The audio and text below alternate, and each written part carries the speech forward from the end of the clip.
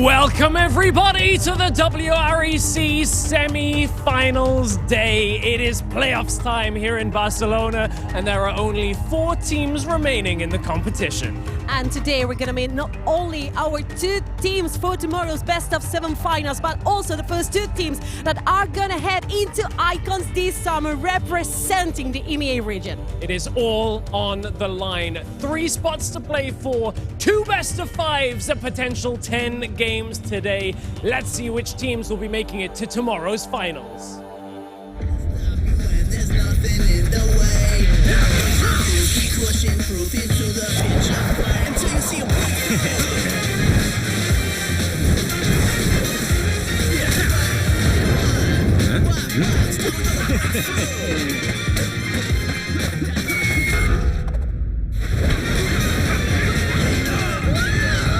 come on, you know we're gonna break through.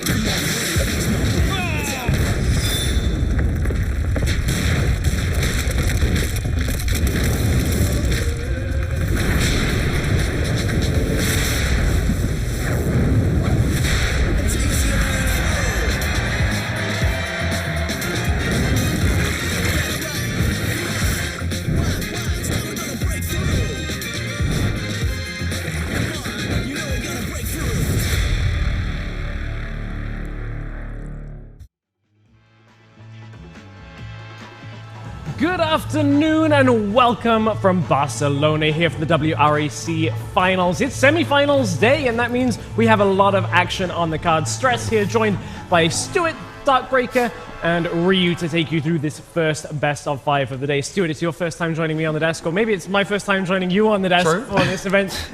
Your thoughts on a really exciting day of games? Definitely. I mean, we've already had upsets, we've already had competitions, we've already had dominating performances as well. We could potentially get another upset today as well. That could be very, very interesting, but I'm really excited to see what 2 teams will make it to the Icon Series today. You mentioned upsets. Yesterday was a day of upsets. If you're a Parla Esports fan anyway, I mean, I think you had high expectations coming from the Turkey region, but I think those of us that cast a lot in Europe were a little underestimating how good Parla were as a team. We'll dive into how they did it yesterday, but I mean, DB, those results yesterday, a game off of Game Lord, a series win over Formulation was very impressive. Yeah, it's actually crazy how well Parla Esports performed, because we honestly, as analysts, didn't expect Parla to perform so well, and I think they represent the Turkish region so well, doing an amazing job teamfight-wise, draft-wise, and I can't wait to see Guys again and Nakris. Nakris is pretty much the superstar right now in the mid lane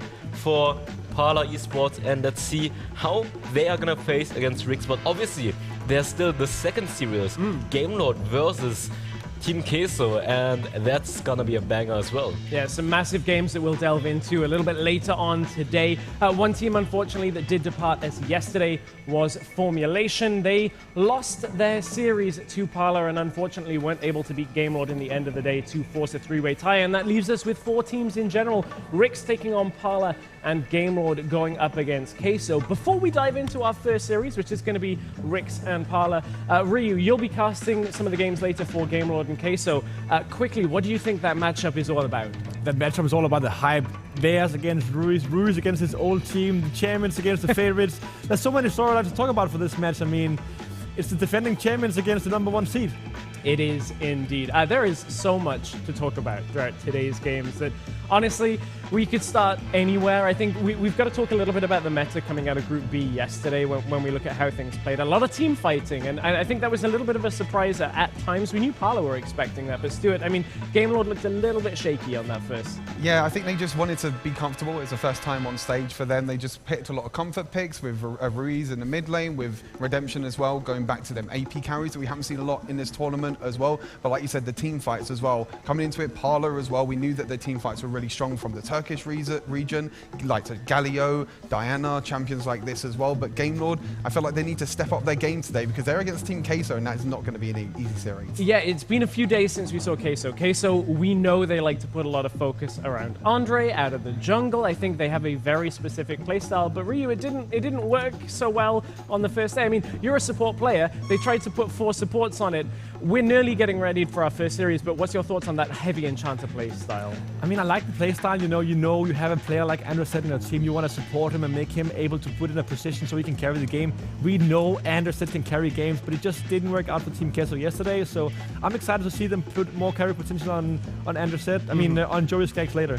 Yeah, we'll see how that goes in our second series of the day. Let's get closer to our first series. Let's delve in with RixGG versus Parla.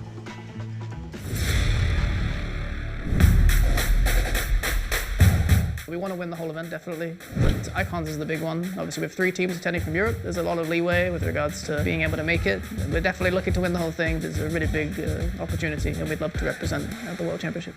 RixGG took full control of the top side jungle to start this one out, but can Andre put the damage down on the back end as Doom is going to jump in and land the damage down? RixGG ace Queso. As a team, I think we just want to win the most that we can. We know our level, we know when we can win, when we can't win. We just want to play and show our levels to everyone. Galio coming from off the sky. Parla wins! Parla wins the game! Gaming are losing here. They are No losing the way! game. It's a perfect kill for Pentakill that. for Parla advancing through to the playoffs as the Turkish team's last hope. They deserve to be here, and they have to show that tomorrow against RixGG. I think it's one of the best part of LANs for me is really getting to see all these players that have so much love and drive for something that you do every day. I play against them in solo queue all the time. I can tell these players are good, even though they're from the different groups. Yeah, it's a little bit tough feeling confident when you just don't know what they're going to be pulling out. Direct in a problem in here. Dobson, he comes. I was the only top laner in Europe and Turkey to get more than 2 MVPs, I think. It's not something important for me. I just want to win. Since we win, for me, it's good. I just want to win. There's a little preview of both of our teams. We still got a little time before they hit the rift, before they hit the stage. So let's delve into this matchup. I think, coming into this, we kind of thought RixGG were going to go unbeaten through the group stage. They looked very, very strong. And while they did win both series, DB, they dropped the game. And while we can forgive a game drop, I'm not saying that RixGG aren't as strong as they were going to be. I think that is a little surprising, whereas Parla overestimated. Like, they took games off teams we thought were going to be unbeaten too. I mean, overall, I still think that RixGG is the team that I consider Mr. Consistency, because they always perform. They have, on each role, they have really, really good players, and even if someone is not performing well, the other team members will step up. They have Random in the Baron lane, who is super, super amazing, and Sneaky, who is one of the best mid laners and super, super consistent. Overall, yes, Parla performed well, but RixGG, this was just the first day, and I think now that we're in the semifinals, they see the meta. They had enough time to see what type of champions Parla loves to play. And we know guys loves that Galio pick, and I don't think Galio is going to be open. I don't think so either, Ryu. We talked about it a whole lot on the desk yesterday. I think as a support, there's a lot of team fighting that comes from guys. We saw, 4 games of Galio at least in yesterday's series. How do you think that team fight style goes through Parla's draft? It's going to be interesting to see what they're going to pull off today, because we even saw Clue as well playing an amazing Rakan that had to be banned on later by Team Queso. So, I mean, it's going to be interesting to see who of these supports going to pop off the most, because this matchup in the bottom lane, guys against Clue, is going to be just as exciting as Snitch against Nagros in the mid, because those two players are the ones that are enabling the team overall. They're the ones making the plays, making the roams, and making sure the team is driving towards success. So, I mean, I think the support matchup could be as interesting as the mid one. Now, Stuart, it wouldn't be an analyst desk or a segment with you and I if I didn't at least turn the pressure on you up just a little. I know. We did some tier lists. Some of you may have seen them coming into the event.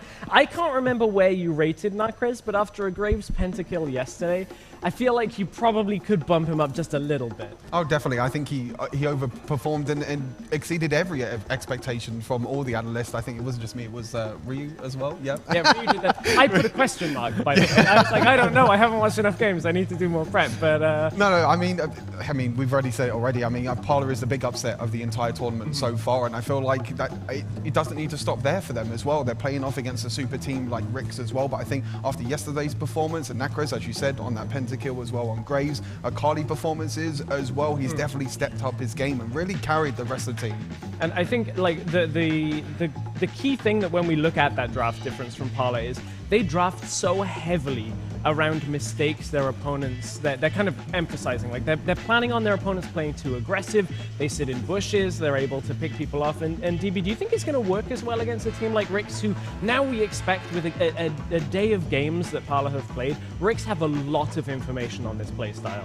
I mean, I would say both teams have a lot of information about each other, but RixGG didn't show that many cards yet because they haven't had to play that many games. We know that we know that Parla, they have the flexibility in the mid and jungle and top lane. The Grace pick, for example, they flexed it. They it's kind of unpredictable where they're gonna put it. Like they saw that Fiora's gonna be mid lane and they just switched it and put it into the mid lane instead. It's actually pretty amazing because Grace is such a good counter against the Fiora pick, and Nacris on that Grace was absolutely amazing, and we can see even more flexibility coming into this match for sure by Nacris and Bambi. And when we look at that mid lane matchup, I know we've talked about it a lot, but I think it's worth looking at the other side of that match and really delving into Snitch, because yesterday's series of formulation, where Parla won, was through Don, who always has a lot of attention in middle lane. Don also gets jungle attention and so much there. Snitch almost never has jungle attention. He almost never needs jungle attention. So, Ryu, do you think there are those opportunities around mid lane, or is Snitch just too much of a wall, even with these picks like Graves for Nacris to come out? Snitch is definitely a wall. We have talked a lot about mid lane consistency, as Snitch is the king of this area of mid lane. Snitch just never really loses lane 1v1. He never really dies whenever he's getting ganked. It's just impossible to get a lead against Snitch, and that's why he's just one of the best players in Europe. So we've talked a little bit about the Graves throughout this segment. We've talked a lot about mid lane. I think while it is important, Graves can also be played up in the top lane, like you're kind of alluding to, DB. And top lane, Random, we all thought coming into the split he was going to be the top laner. I think we finally started to see a little bit of that mechanical outplay. He was 1v2ing people. I have a worry in this series between Cyrex and Random that if Random is just styling on Cyrex, this is going to be a very difficult game for Parla to turn around. I mean, I think Cyrex did fairly well against Lonely Kid yesterday. Yeah, I think Lonely Kid considered one of the best barrel laners as well, but we saw what Random could do, like you said, 1 versus 5. He actually played 5 unique champions as well. Even picked up the Vayne in the barrel lane as well, which is something that we haven't seen before here in Europe. So I think Random has these very unique play styles that we're maybe not really, you're not really used to, you know, these unique champions as well. And I think that's really where RixGG can shine. They can shine with all these unique champion pools, all these unique champions that they can play, and they can bring out something new every single time. And one of the key points that actually Cyrex even mentioned earlier is that Cyrex was actually named the most valuable player of the Turkish region. I think he got player of the match, I think 3 or even 4 times. This player is not someone just to mess with. I know we're talking about Random, one of the most consistent and best Baron laners in Europe, but I just want to point out, Cyrex is actually right. He was the MVP of the Turkish region. He was indeed. DB, I know you've got a lot of thoughts on this matchup, especially being a top laner. Yeah, Cyrex and Random? I think it's gonna be Random favored. I feel like Cyrex was playing okay, like he was doing a solid job for his team, but they like to play more around the Nacris, because Nacris, we have seen how good he is as a hyper carry on that Riven pick, on that Grace pick, and Cyrex is more like on those weak-siding champions. And I feel like Random so far has been popping off every single game, and Seven is probably gonna play around him, try to get him ahead, and it's gonna be very interesting to see how Cyrex is gonna handle Random as well, because he has been handling Lonely Kid pretty solid, but Random is also another top lane beast. So we have a lot of time to talk about this series. It's a best of 5, a potential 5 games. We'll see who comes out ahead between RixGG and Parla. It's time to get our teams onto the stage for the first WREC semi-final.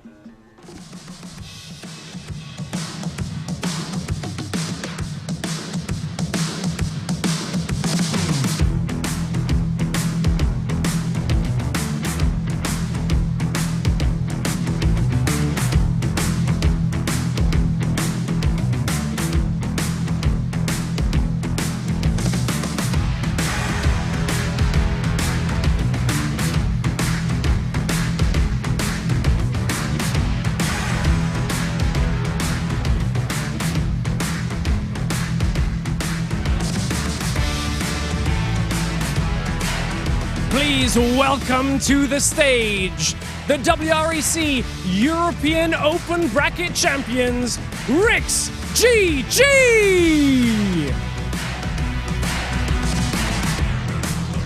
In the Baron lane, Random. Fighting out of the jungle, SE7. At mid lane, Snitch.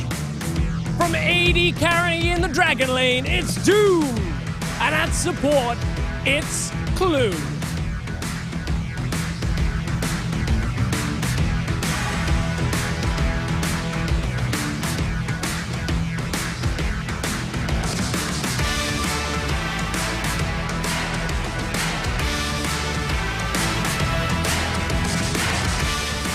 Their opponents, representing the Turkish region, it's Parla Esports!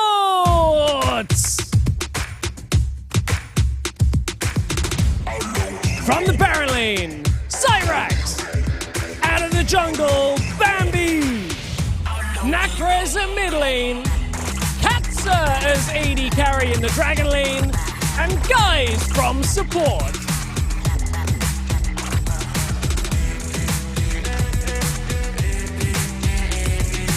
Stuart, do you think Parla can pull the upset off and take out RixGG in this series?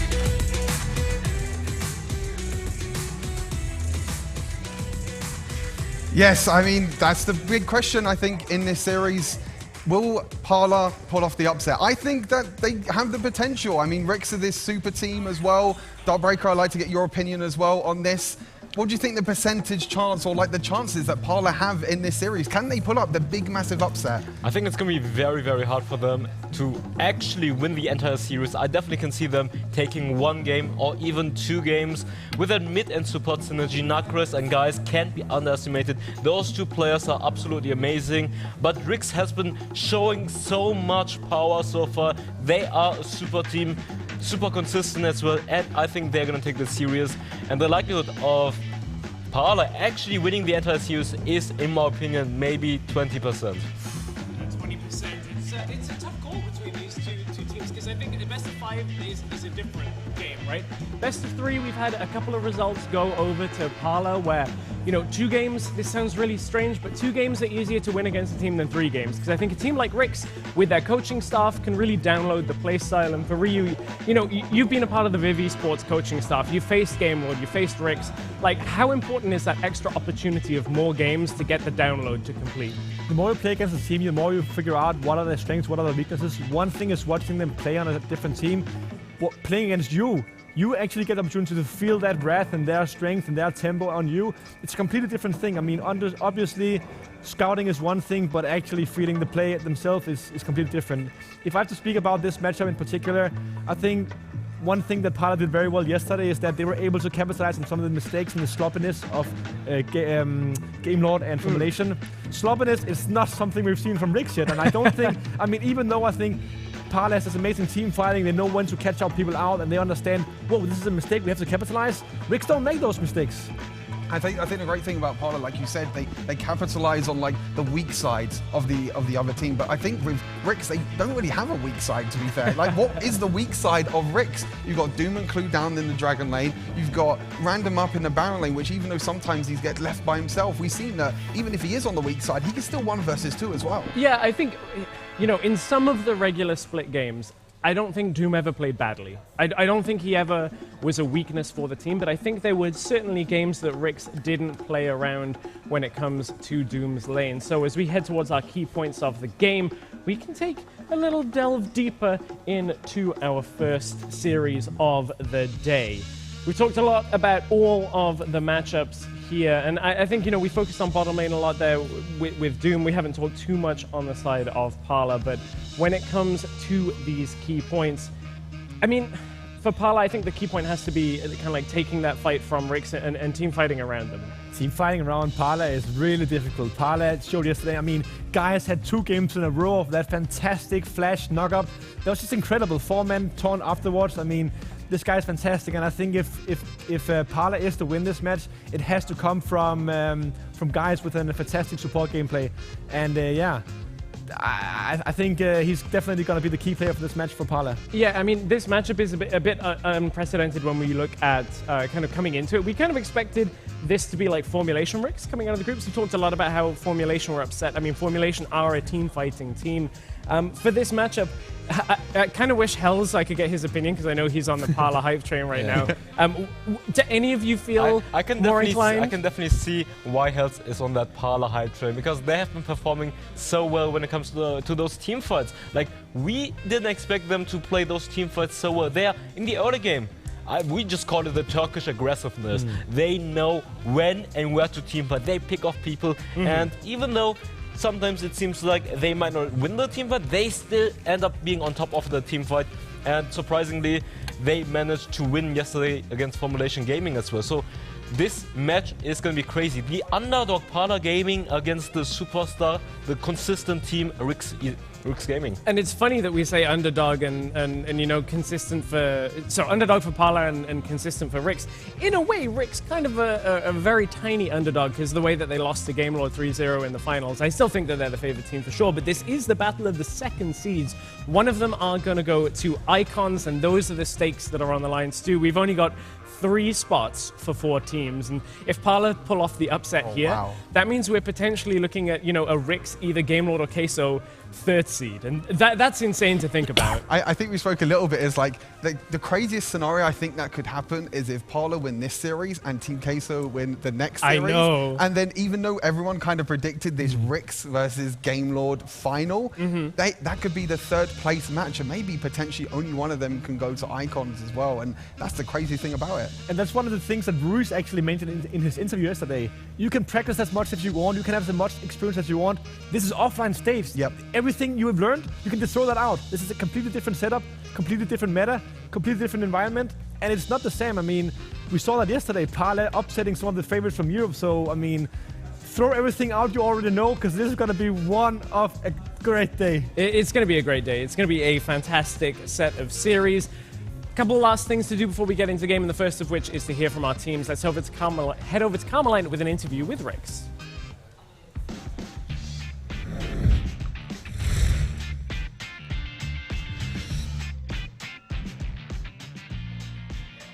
Hello everyone, WREC back here with an interview with Mozilla coach for RixGG. Welcome Mozilla. First of all, congratulations for getting to this stage of the competition. But first question, of course, we need to talk about what happened yesterday with Game Lord's downfall, Parla rising. Do you think Parla can prove to be an enemy? Do you respect them? What do you think about it?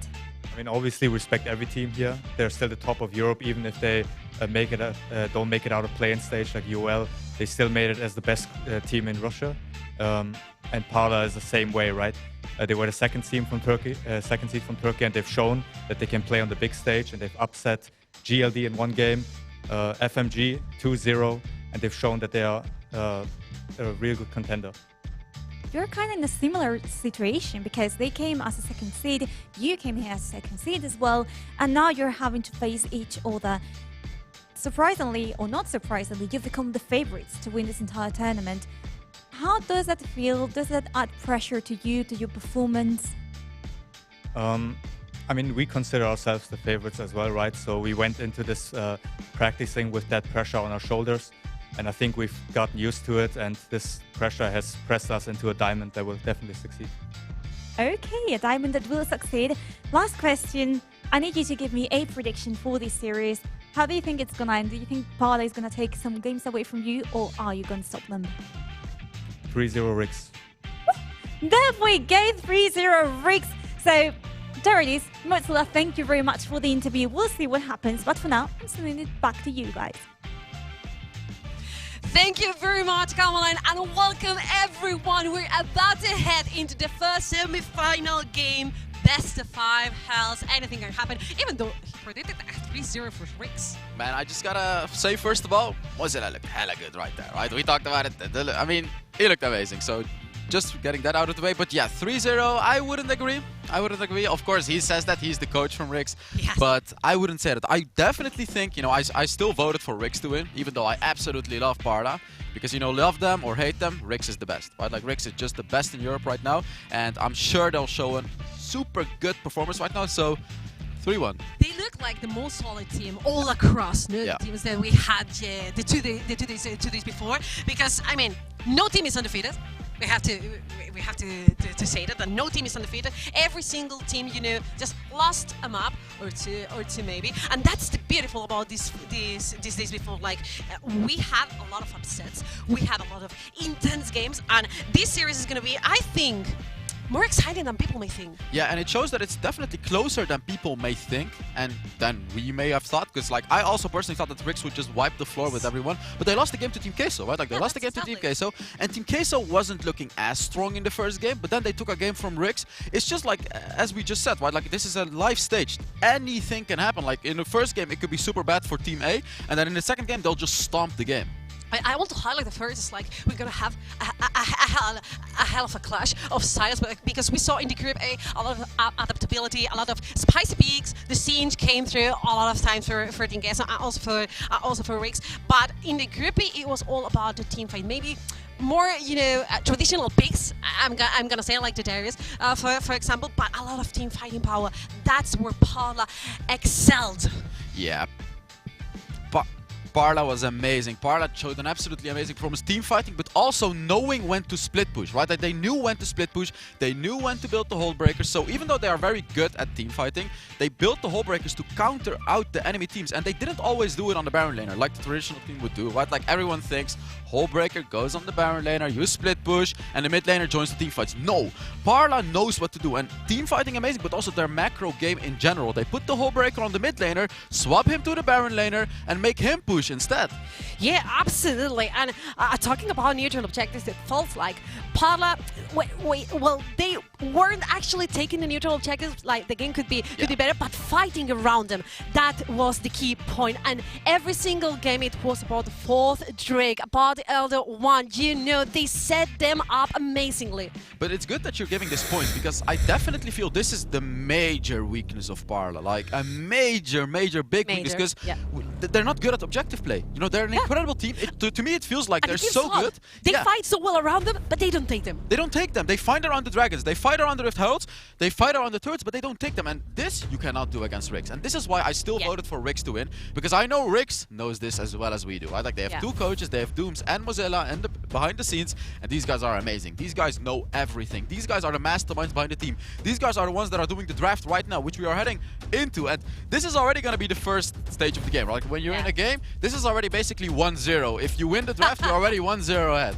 Yeah, you have to mess it up completely towards the draft if you have a really good one. It's going to be the Karma probably run away by the side of RixGG. But you were talking about the top objectives and stuff, and we were discussing about how this is going to be a clash of styles. And I want to highlight the Dragon lane, because we have this Doom versus Katsu, and Katsu was quite tied to the Corgis, for example. But Doom got rid of the shackles of the mages in the Dragon lane. He gets to play those sweet AD carries, and I'm really willing to watch him play them. And I feel like you're talking about getting rid of those shackles. I feel Katse hasn't yet.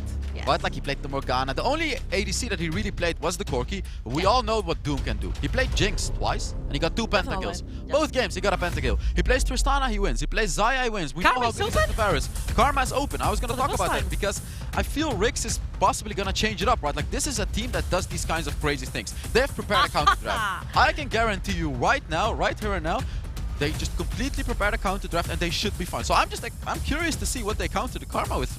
And you better, because right now Karma feels like so broken when it comes to WREC. Here comes the Camille, and Karma is about the shields. You have a strong push in the early stage of the game. They have the Senna as well here in the side of RixGG, and I really feel like you need some CC locked to control the Karma right now. We were discussing behind the scenes about this pick, about this ribbon that was so important for Parla yesterday. We were discussing about it, but this I don't like what I'm seeing right here. This is the Corki and the ribbon. These are very obvious picks. Like you can see this coming. The Corki coming through from Katse. Like this is what I mean. Like indeed they haven't taken off the shackles from him.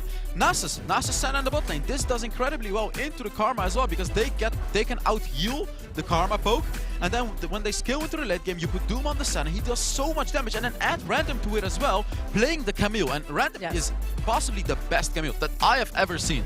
Yeah, definitely. And you have also the Hextech ultimate to lock that Karma into the ultimate. We're gonna head into the second bomb phase. The Darius is gonna be bombed away once again. Actually, RixGG respecting what can Zyrex do with this champion. They're definitely respecting what RixGG can do with this champion. It seems like they're indeed banning him away. I was actually about to talk about the Gragas, but RixGG banned him away, I just realized. So yeah, RixGG is banning out RixGG, so it seems they're putting a lot of respect onto RixGG, but they're kind of ignoring Bambi right here, you know? And honestly, I understand it, because I feel yesterday Bambi didn't show as much of a performance as RixGG did. Yes. And RixGG is one of those players that can also carry the game. So they put random on a comfort pick on the Camille, and now they're banning away Cyrex's champion. He loves the Darius, he loves the Camille, he loves those champions, he loves the Renekton. Garen is still open, however, but Garen is not always a good pick into Camille, Noah. I want to ask you about what do you think about those last Parla bans, because it's the Morgana and also the season. It feels like they don't believe in us is going to head into the Dragon Lane, and it's this action for RixGG, and it's so interesting because this is a champion that we get to see, but not that much. And I'm just afraid Parla's gonna fall for the trap. You know, they could pick the Garen, because Cyrex's champion pool has been banned away. Like, quite a lot of his champions have been banned away already. And if they pick Garen, like, RixGG has the counters to Garen. These are the types of champions that can destroy Garen. And oh, we see an Akali. And I love this pick. They're gonna be putting knockers on that Akali, Noah. Yeah, definitely. They're gonna flex once again. You were like so upset about, you know, the Riven showing up so well, but they are gonna flex it once again. They did it yesterday, and they are gonna do it once again for today. This is what I love about best of fives. You know, this is what I love about best of fives. All about adaptability, surprising, you know, adapt or die in this kind of games, and it's gonna be the Xin Zhao to run the competition from. And Xin Zhao is great. He counters a lot of the champions that RixGG has, because RixGG has a lot of ranged champions, and we all know when Xin Zhao uses that ultimate, he pushes everyone away, and it counters Camille, because when Camille engages with the Hextech ultimatum, boom, you just ult them all in, and bye, there you go. That is the one champion that can completely ignore everything that pushes you away, and she will go right for the kill, Noah. Definitely. I mean, we saw Abai yesterday. He didn't perform that well, but in theory, it has to work. You know, you have CC, lock, CG can go all straight for the Karma, can go all straight for the Xin Zhao, and ignore everything, every single CC. And, you know, combo, you're gonna have the Vi jumping on you, you're gonna have the Camille jumping on you, you're gonna have the Senna dealing damage so very, very, very far away. So let's see. We were discussing all around this kind of clash of styles between Parla and RixGG.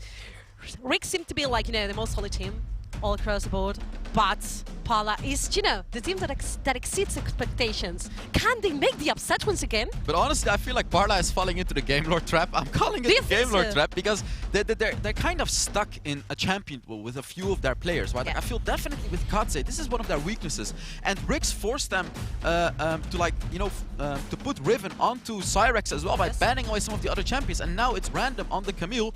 Like, I just feel RixGG is putting them into this trap. And as I said, I feel this is the Game Lord trap because these guys are really good at a few champions. Yes. But if you know what they're gonna pick, you can just counter pick it, Noah. I mean, but I have a question here. It's the first time we get to see the Karma. The first time we get to see this champion, and this champion is such a beast when it comes to team fights. That's where Parla excels. Is Karma that broken to counter all RixGG? Karma is broken, but as I said, RixGG is broken as hell? Not broken as hell. We have a different champion that's broken as hell, who is also picked into this game. But as we head into this game, my opinion on Karma is she is not broken. She's, well, no, sorry, she's broken. But RixGG just wanted to give it away to counter it. Like, they got power picks against the Karma, so they traded Karma for the Senna and the Camille, which I feel is worth. And it's actually Cyrex on the Akali, Noah.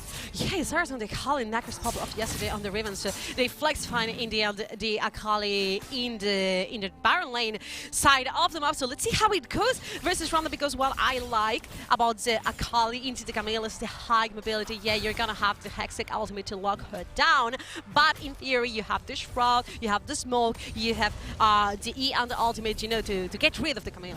Exactly, and Parla indeed did a great job countering out that Camille, but it's random, you know. This guy is just absolutely incredible on Camille. And we were here. Hey, Doom being quite checked down, Clue dealing damage as well. But the guys is having such, you know, a hard time. And I want to talk about this because yesterday, guys, was all about the Galio. The engages 4 people taunted twice yesterday. And now you're in a kind of reactive pick. You're in a kind of a reactive pick indeed, but it's the Karma. It's the Karma. you give the shields, you root the enemy, you ult the enemy, you deal so much damage. Karma has it all, and that's why Karma has been banned every single game, except for this one. And it seems like Bambi on the Xin Shao, just taking the bot lane Scuttle Crab. Random seems to be taking the top lane Scuttle Crab. And actually, this is a very interesting thing. They choose, never mind, Random did not take it. They're giving away the Scuttle Crab, and they're letting SC7 on the Vi do a full jungle clear. This is a thing that we've talked about many times during the analyst desk. Vi is one of those champions that can clear out the jungle super fast. They buffed her AD when she starts the game, and as you can see, he's doing a full jungle clear. He's going to be level 5, and he's going to be ganking Cyrex with his ultimate, Noah. Yeah, I'm very curious about this. I really want to know if SC7 is looking for the gang in the Baron lane side, but Cyrex is so pushed right now. You may be so vulnerable, but you're at level 4. There he goes. You have the mobility. There he goes. There he goes, definitely. SC7 with the level 5 jumping on Cyrex. The Shroud uses the smoke, uses the flash away. Also, Bami made its way towards the top side of the map. No first blood in here, but you traded your ult for Cyrex flash. And that is worth it. SC7 is going to have his ultimate back in like a minute, but Cyrex's flash is gone already. SC7 maybe in trouble. Okay, the knockup didn't came through, but Snitch may be in trouble. Nakaris going forward, dashing with the first ability, and the first blood goes all straight to Nakaris. We saw that yesterday. You really, if you're Rix, don't want that Riven to get fed. Where did guys come from? Guys just roamed all the way from the bot lane to the mid lane to support his team and get that first blood for Nakaris, who we saw how important he is. What an amazing support player right here. We were talking about this as well. It's all going to be about Clue and Guys as well. These are the two supports. They both showed an incredible performance, and right now it's Guys that's winning the performance game. But the vision game also on Parla's side, Noah. Take a look at all of these wards in the map. Yeah, absolutely. They got control of every single jungle exit from the side of RixGG, and that's absolutely important for Parla Esports. That, you know, they had a hard time in the Baron lane, but now they have the first blood, and Nakaris has everything to, you know, to succeed in this game. Random trying to put some vision as well in the side of Parla's jungle, but Bambi is just chilling. You know, be waiting here because Cyrus go nuts onto Random. Random has the Hextech ultimate, but he goes for it. And Cyrus has there he goes with the ultimate and takes the kill, the solo kill in the top side of the map. What just happened? What did just happen? What just happened indeed? Cyrex is completely outclassing Random on his comfort pick. Random is playing the Camille, and Cyrex is on the Akali, which we have not seen before. But he's just winning. He's winning the lane against Random. He uses his ultimate, wins against Random, forces Random to use his Hextech ultimatum as well, and he wins. And I just really want to highlight how important the timings of these ultimates were as well, because Nakaris has his ultimate ready for the next objective as well. Yeah, definitely. Here comes the first Wave Herald, but Rix are trying to take this first Wave Herald. The Dragon is spawned as well in the bottom side of the map. So it seems like Rix is going to play towards the top side, and Parla is going to play towards the bottom side of the map. You know, you were all talking about, you know, the ultimates and stuff, but the key point was Random not respecting that Cyrus had the Ignite up. And exactly, and I feel this is what you have to do. You have to respect Parla. Nice in here with the package from the side of Corki. Now not a good herald to defend here the Wave Herald that is not gonna take the tower, and that's so important. Yeah, and that is not a good herald, and I don't like that one. And Cyrex is trying to look for some kills as well. This guy is hungry, Noah. Yeah, these guys, both teams are really hungry, but this is only the first game in a best-of-5 series. Not best of 3 anymore. Be waiting here because Blue may be in trouble. He has to flash under the tower, and they're trying to dive. Here comes the ultimate from the side of Tina, and yet they wanna dive on Bambi. Baby, you are overestimating yourself, and Nakaris takes the second kill in a row. This Riven is absolutely nuts. And this is why you don't put Nakaris on the Riven. And the coaches are writing it down right now. Ban Riven. Ban Riven or take it for yourself, because there goes again the ultimate Hextech coming to, but Nakaris is still out trying to deal some damage, but Camille takes this one. No, guys, he's all alone. Katsu coming to help, 2 versus 1, exhausted, and this is so important. Here comes, guys, still alive. The ultimate from the side of Akshan is not going to be enough as Katsu defends his teammate. That was a bold move. And Random is still Random on the Camille, as you can see that right there. He missed his hook, unfortunately. I feel he kind of has to get into it because Camille is one of those picks, right? Like, even if you're a main Camille, you do need some sort of prep to play her, right? Like, you have to be on top of your game to be playing Camille. And the thing is, like, these players haven't played much Camille. Why? Because she's constantly banned. So when she's left open, you know, even though you're a good Camille, if you haven't played her for a few days, maybe even a week, you may make these mistakes. You're gonna be rusty, Noah. You're rusty, yeah, absolutely. It's like it happens with all the high mechanical demanding champions. As to say, it happens with Camille. I would say it happens to say with Akali. Happens with Akali as well, but apparently it doesn't for Cyrex. This guy can pull it all off. Like, you know, as the manager said, he told me backstage, it doesn't matter where Cyrex plays, he's gonna perform. Bambi, you are in trouble, but random just hook.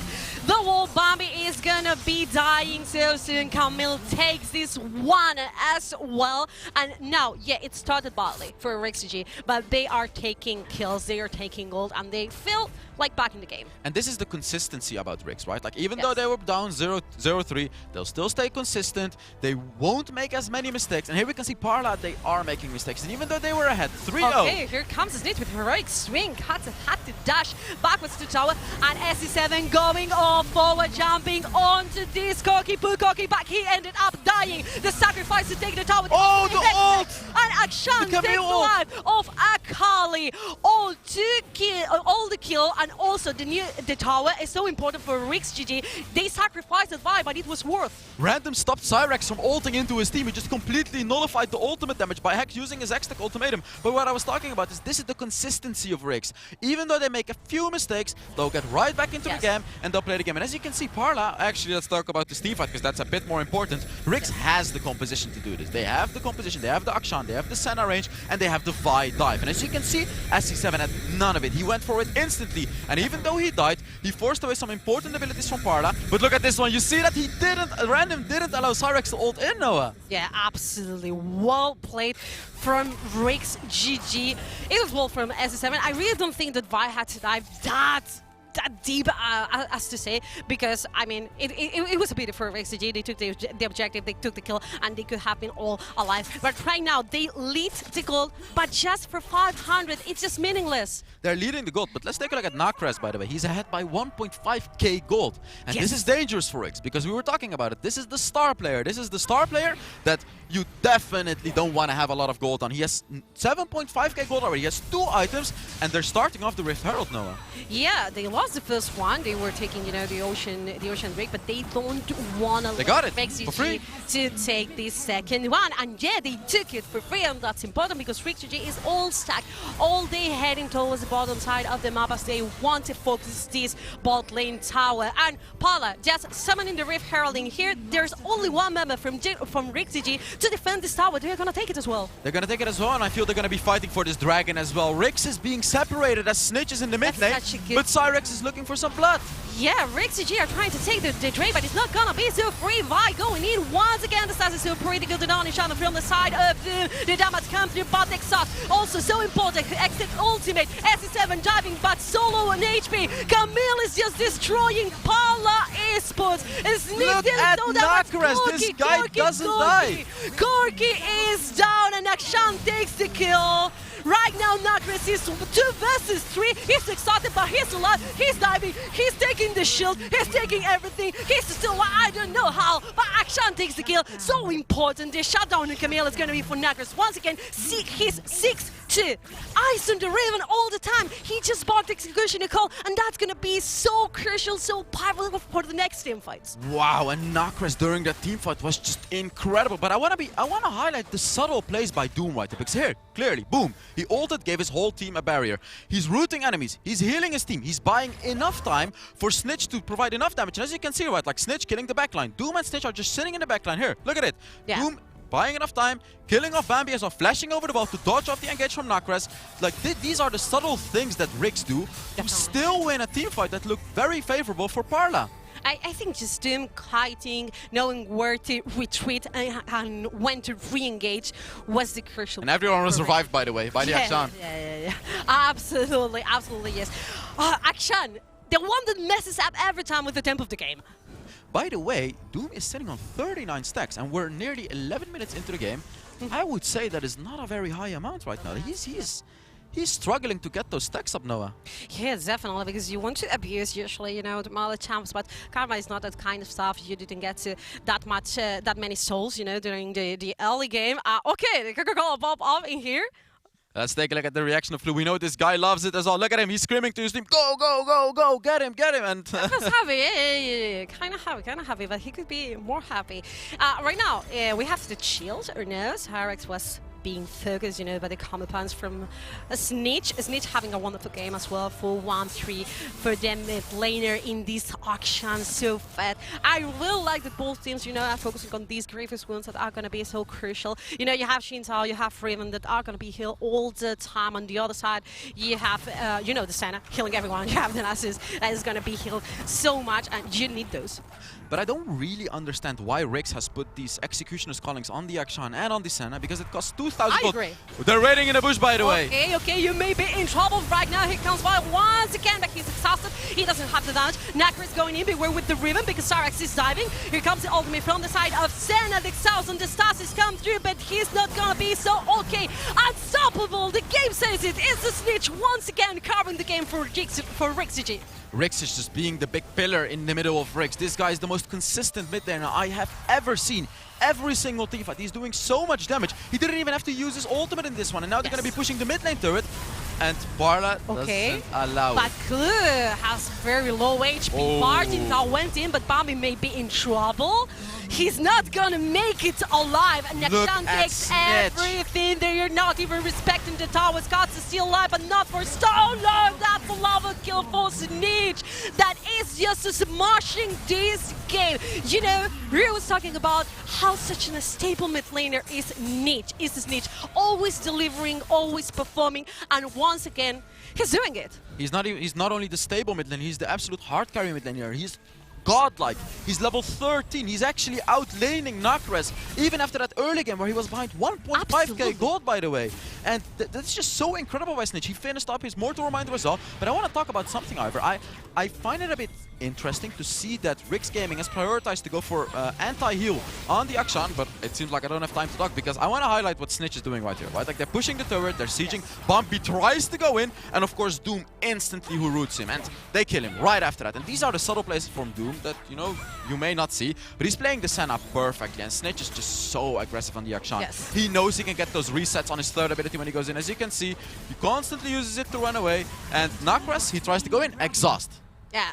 It happens all the time, and we suggested it happening a lot of times when you're playing these kind of ultra aggressive champions. You're playing like the Akali, when you're playing the Camilla, you go, you try to dive, and you get exhausted, you deal no damage, and now you can go out of the team fight. But Snitch, you know, he just measures so well when he can go in, when he can go out with the heroic spin, and he's playing Akshan. It's such a fragile champion. Yeah, it's a really fragile champion indeed. You have to play it super safe. You can really mess it so easily. You can mess it up so easily. And what I find very interesting, by the way, is RixGG has a full AD composition with the NASA support on a Luden's Echo. And I find that a bit interesting because they're basically forcing Clue to build the Luden's Echo to deal magic damage, because otherwise Parla is going to be building armor, but Parla is building armor regardless. They're sitting on 4 armor boots, and this is what we talked about earlier as well. I believe it was against Game Lord, or it was against Formulation. They did it, yeah. Where Parla Gaming was up against a full AD composition. They had the Riven and the Graves. They were building armor. They were building armor, and then they won the late game.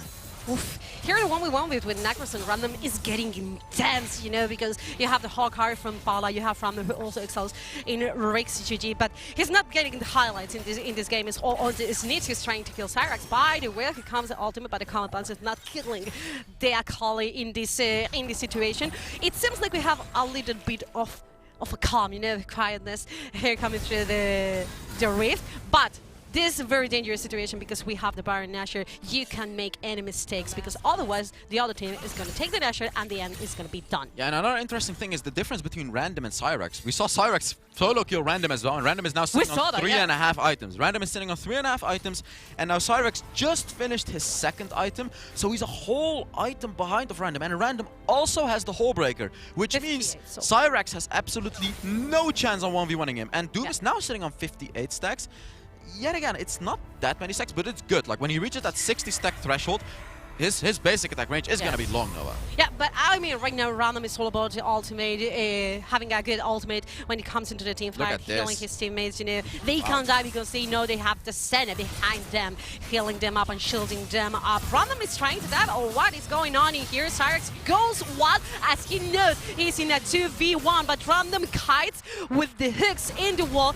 They came through the ultimate from Senna, and RixGG is cancelling the Baron Nashor. This tosses that comes from the side of RixGG. RixGG. 3 versus 4 in here, quite dangerous for Parla Esports. And those heals from Doom is what's keeping RixGG alive in those longer-term fights. Okay, they perfectly complement each other, right? Like Akshan needs to stay alive. And look at Random, by the way. No one can stop Random. He's level 14. He has the Wall Breaker. Nakras has no chance to win a fight. Cyrex has no chance to fight. No one can 1v1 this guy.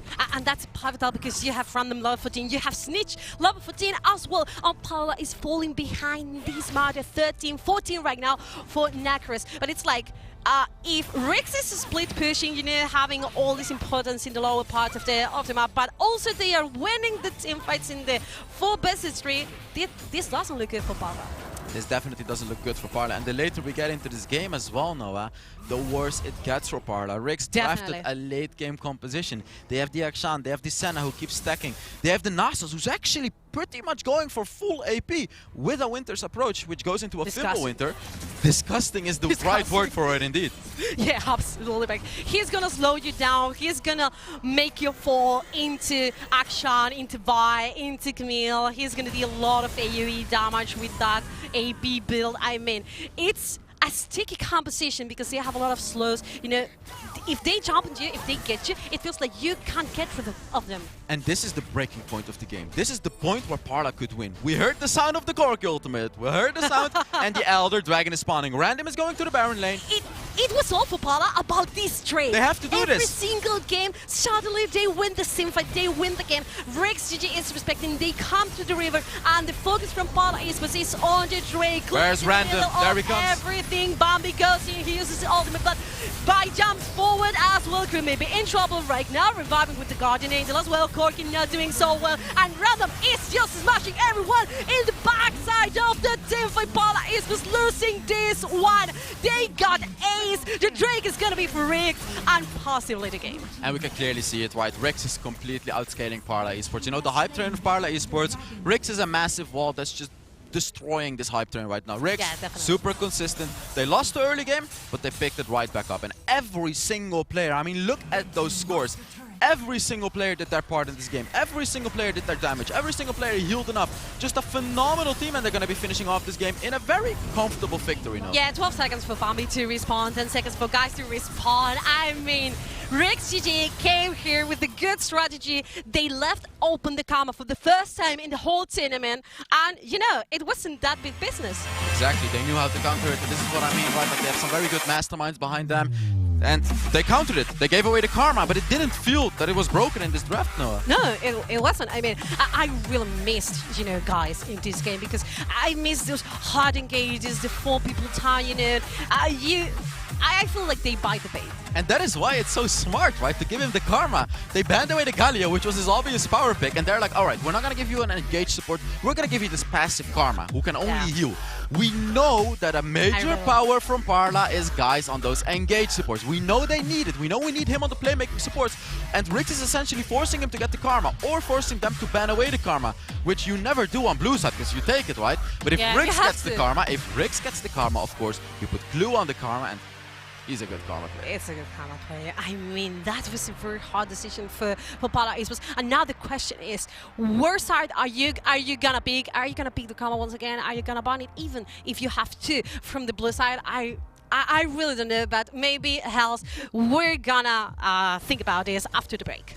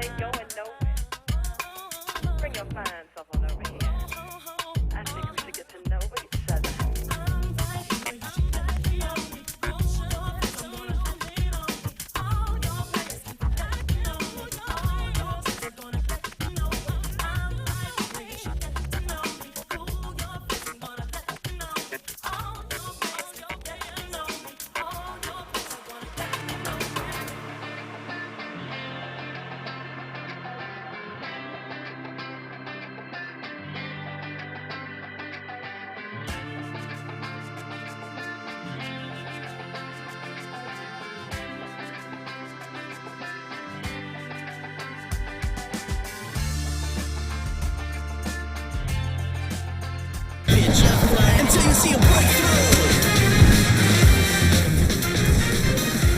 That's right, come on. Why? You know we're gonna break through. Welcome back, everybody, to the WREC Finals. We have just finished up Game 1 of RixGG versus Parla. And you know what? The first few minutes of that game, we'll dive into the actual game itself. But the first few minutes, I kind of felt an upset rumbling through the studio with Parla taking a first few kills. But before we get into the game, I think, Stuart, let's start with the draft. Karma, first game available here at the WREC Finals across. This is day 3 now, game we've first seen it in. Smart draft strategy by RixGG. We took it as, right?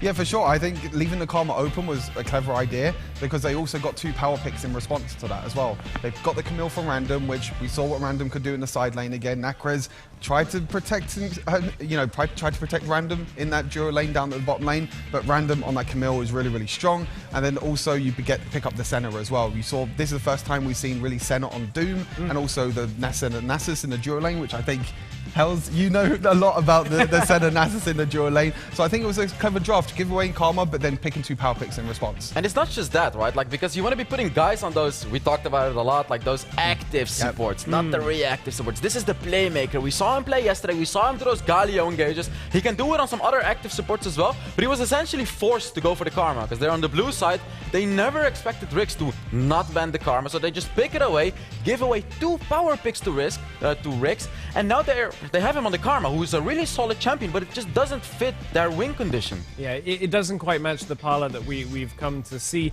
Welcome to the NSS, by the way. Hells and Carmeline joining us for the first time today over here on the AD. Carmeline, we're in a best of 5, and best of 5 draft 1 is always kind of like the testing ground, right? And I feel like if you're RixGG, you probably don't have to think about banning Karma at any point in this series from now, right? No, maybe they might even want to pick it for themselves, you know, like if you've been seeing how Parla has played it, you might see the viability to use it in new composition as well. But talking about the draft and try new things, I definitely think this is a time for RixGG to try and use some, you know, aces in the sleeves. They must have some. Parla is a tough opponent, and if RixGG wants to win this series, they really need to step up the drafting game. Yeah, I think that's one thing to talk about from yesterday is kind of like, I think Parla used a lot of what they had as a playstyle in that series against Gamelord in that game 3, because it was like a desperate way of wanting to come back in and winning that game. So as we look at this next kind of phase of the game, we look at the early game. Parla started coming into it. There was a solo kill on Random. Stu, we never see that. We never see anything like that happen against Random, really, other than Lonely Kid doing it from time to time. Your thoughts on that Camille Akali solo kill at 3 minutes? Yeah, I mean, I was quite surprised that actually the Cyrex picked up the Akali in the end. I thought that he was going to pick up the Riven in that Baron lane. I thought the Akali was actually going to Nakrez, so a bit of flexibility there as well. But like you mentioned, a solo kill, but it was actually, unfortunately, Cyrex's only kill of the entire game. But actually, the damage numbers, you can look at them themselves. I mean, they're quite even, to be honest with you. Random with the highest damage in the entire game, but across the board, Nakrez done a lot of damage, Katsei done a lot of damage as well, and as you can see, a little bit of a slope for Parla in the early game, which is where they got a little bit of an advantage with them 3 early kills, but RixGG, when it got to the mid and late game, they definitely stumped it. And you know what, on that graph, there's that point where it was over in favor of Parla and turns back. I actually think like the best moment of the game, if you're a RixGG fan, was SE7's dive under mid tower, where he was going forward and the team were going back. And the reason that I say that is we've seen that be a problem throughout the series, or throughout the split for RixGG, is when SE7's on a different page, but RixGG then regroup. They realize, okay, this is too aggressive, we need to tone it down a little bit and give this guy a little bit more room to work with. Snitch's Akshan coming back through again. We don't see it very often, but Carmeline, Snitch's Akshan looked pretty good this game. Yeah, it's the first time we see this champion here, and the fact that it was out of the meta for so long, now it's returning. They had double hook champs like Camille and Akshan. I think that allows them for a lot of mobility. The team fights were picked properly in the right spaces, in closer spaces where you can jump from wall to wall. So I think they took a good advantage of this champion's abilities and Kid. Now the question will be, will he be able to play again in the rest of the tournament? It's one of those ones that Snitch always has as a backup plan, and we've talked about Snitch's champion Ocean just being unbeatable. His counterpart, Nakrez, on the other side, I think was still the strongest part for Parla. I know you're kind of on the Parla hype train, maybe not so much in this series. I think it's a tough task, but the Riven was the strongest point in that game. It just was kind of countered by the comp, right? This Vi just turns it on its head. And that's what I was going to talk about as well, right? Like there's this new term that I'm bringing up, which is the Game Lord trap, right? You have players who are incredibly good at a few champions, but it's only a few champions, right? Like RixGG countered it out. And I feel like there's 2 players especially, or maybe even 3, guys on the support, like they gave him the karma, they made him fall into the trap to not allow him to play the game. The mid laner, that is Nakras, he was playing the Riven, right? Like it doesn't seem like their champion pools are just that big. And then also the ADC, Katse, he picked the Corki. These are all things that RixGG saw coming. Yeah, they are all things that RixGG saw coming. And RixGG saw this team fight coming, which was the play of the game. Once the package is down, once a lot of the engage from Parla comes through, RixGG just kind of turned this fight around, and Snitch is like, I've got a lot of control, and somewhere random is outplaying Cyrax by, like, Cyrax follows him over the wall, gets the auto. I feel like Cyrax played a lot of the game decently well individually, but kind of a hard comp to get to work once random goes, all right, I've got Hullbreaker. I'm going to push on the side lane. No one's going to be able to match me, and random doing random things. I think that was the moment where RixGG were like, okay, this is how we play the game. I mean, even in that play of the game as well, he was 1 versus 2 in the backline. He kills 2 people in the backline. I mean, when you have, a champion like Camille on random, it's just so hard to give away. And I think that was kind of the game plan. Going back to the draft as well. You give over give over the karma, which means that Guys doesn't play on that aggressive support that Hells was talking about. But then you pick up the Camille for random, which is probably one of his strongest champions. Well, we'll take a look at how things are going to change for our second draft. Let's hear a little bit from Parla as Ryu is standing by with the coach.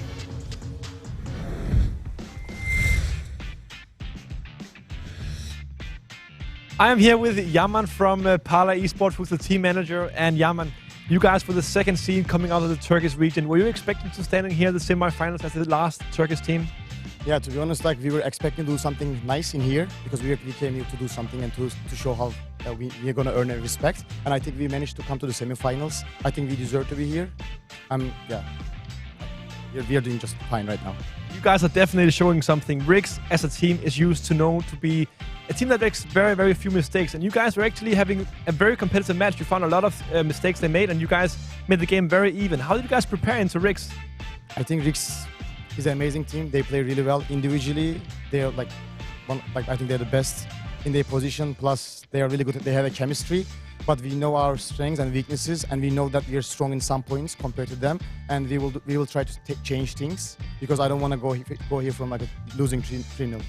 You guys definitely have strengths, and one of those strengths are team fights. Team fights is something we've seen you guys over the last few days have been fantastic. How do you guys know that it's your strength, and how do you prepare for this?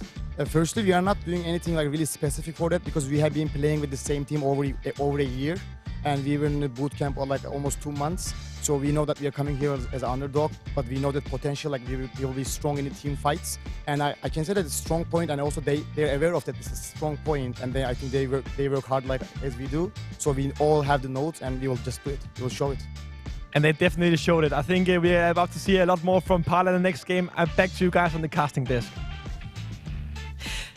Thank you very much, Ryu. Yeah, we're back on the casting desk. I'm joined by Darkbreaker for this second game. How are you, Darkbreaker? How did you get to see the first one? I'm fine, and I'm really excited about the upcoming match because RixGG played this out amazingly. They trapped Parla. Yeah, absolutely. They just trapped them. Like, they baited that Riven pick, they baited the Karma pick, and they just went for that Vi pick to lock that Riven pick down, and also that the Nasus and Senna already prepared. So much crowd control going on, and Parla couldn't do anything. Now, when it comes to best of 5, it's all about adaptation. Now you have a second game to adapt, and they trapped you once. Are they gonna be able to trap you twice? That's the question. And Stress on the analyst was talking about how the first game out of a best of 5 series is always a testing round, and you could see that in RixGG. We're gonna see how it works if we leave the Karma open. Let's see how it works for them. If it works so well and we can face it, we can fix it for the next ones. But the fact is that now Parla has a problem because it feels like they can't win with the Karma. Yeah, the issue is definitely that RixGG has so much variety when it comes to their draft, and Parla, on the other hand, they have like their signature picks that are super dangerous, but RixGG knows what Parla loves to play now, and they have done the homework. They know what Parla wants to do, and they have prepared some counter picks, and I'm sure there's even more counter drafts coming up. Let's see, because we're gonna head into the second draft, the second picks and bounce of this series. Remember, best of 5, normal best of 3. We're gonna play the best of 5. Now you have chances to fix your mistakes. Right now, Parla may be able to put the 1-on-1. They were all the time talking about the Parla hype train. Do you believe in the Parla hype train, Doc? Honestly, I think they can definitely take one game away. But RixGG looked a little bit nervous in the first game, but especially Random, for example. He looked a little bit nervous on the Camille, but later on he popped off like crazy. So I expect RixGG now, after the first game and already securing that first win, they are more comfortable now, and I think they will play even better in this match compared to game 1. They're banning away the Gallia from the side of RixGG, and I think for Parla it's way better to play from this red side of the map. You're gonna get a Karma ban away, definitely. It didn't sit for them. I think clear with Karma may be really, really, really dangerous. The fact is that RixGG knows really well where Parla's strengths are, and they are banning them all away. They took the Olaf out of Bambi, they took the Gallia out of Kais, and they're doing it once again. And the Lee Sin ban for C7, interesting. C7 loves to play the Lee Sin because it's such an aggressive playmaker, but I can also see maybe the Camille ban for Random, Camille ban for C7, because he loves to play that as well. And on top of that, Aurelia is open if they don't ban it. There is the Camille ban, and now Aurelia is open, and I think they might pick it first pick. Yeah, that kind of champions, you know, that can't dive, that you can get rid of everyone basing on your individual skill. Camille is the Rakan pick is open, and Clue on that Rakan is crazy. On a playmaking support champion, he will pop off, and I feel like Doom might... here comes Aurelia. Oh, there's the Aurelia pick. Yeah, they trade them. They were kind into the area. You have 2 potential power picks to take in here. If you are Parla Esports, I really think they're gonna take both. They're gonna take the Aurelia and the Riven, and you have to consider that you can flex both of them. Exactly. We never know how they wanna position those 2 champions, especially the first game. I thought as well the Riven might be in the top lane because it's such an amazing pick against the Camille, but they just flexed it. Yeah, they just flexed it. I mean, in the end, it was your Caliphus. That's the Morgana. When Clue is on an engaging support, they always put Doom on an APC because then it's easier for him to just clear the wave and for Clue to just roam and make those plays happen on the map. Yeah, absolutely. I mean, you can just leave the Morgana there, you know, 1v2 if it's even necessary. So also you can flex the Morgana if you need to, but in the jungle or in the mid lane still. In the jungle or in the mid lane, yeah, definitely, because it's not. That's the Sinch mid lane on Snitch. It wouldn't be the first time we get to see in this tournament SS7 playing the Morgana, and I'm loving this. The Sinch has been, you know, such a crucial pick when it came to the first day, the first one. The second day it wasn't good. Do you know why I love their team composition? They are insane at countering hard carry champions that rely on gap closing, because they have the Morgana crowd control with a bind, they have the Rakan engage and the Rakan charm, and on top of that, the Sinch second ability, it makes Riven not being able to use any of her dashing abilities once she is being once she's being targeted by that second ability.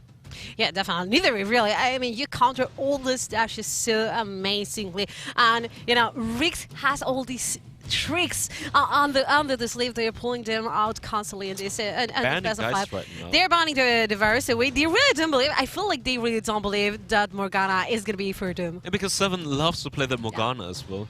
Yeah, and his Morgana is crazy. Like in the last time we saw his Morgana against Corki, he was landing those binds every single time on Corki, and he just died.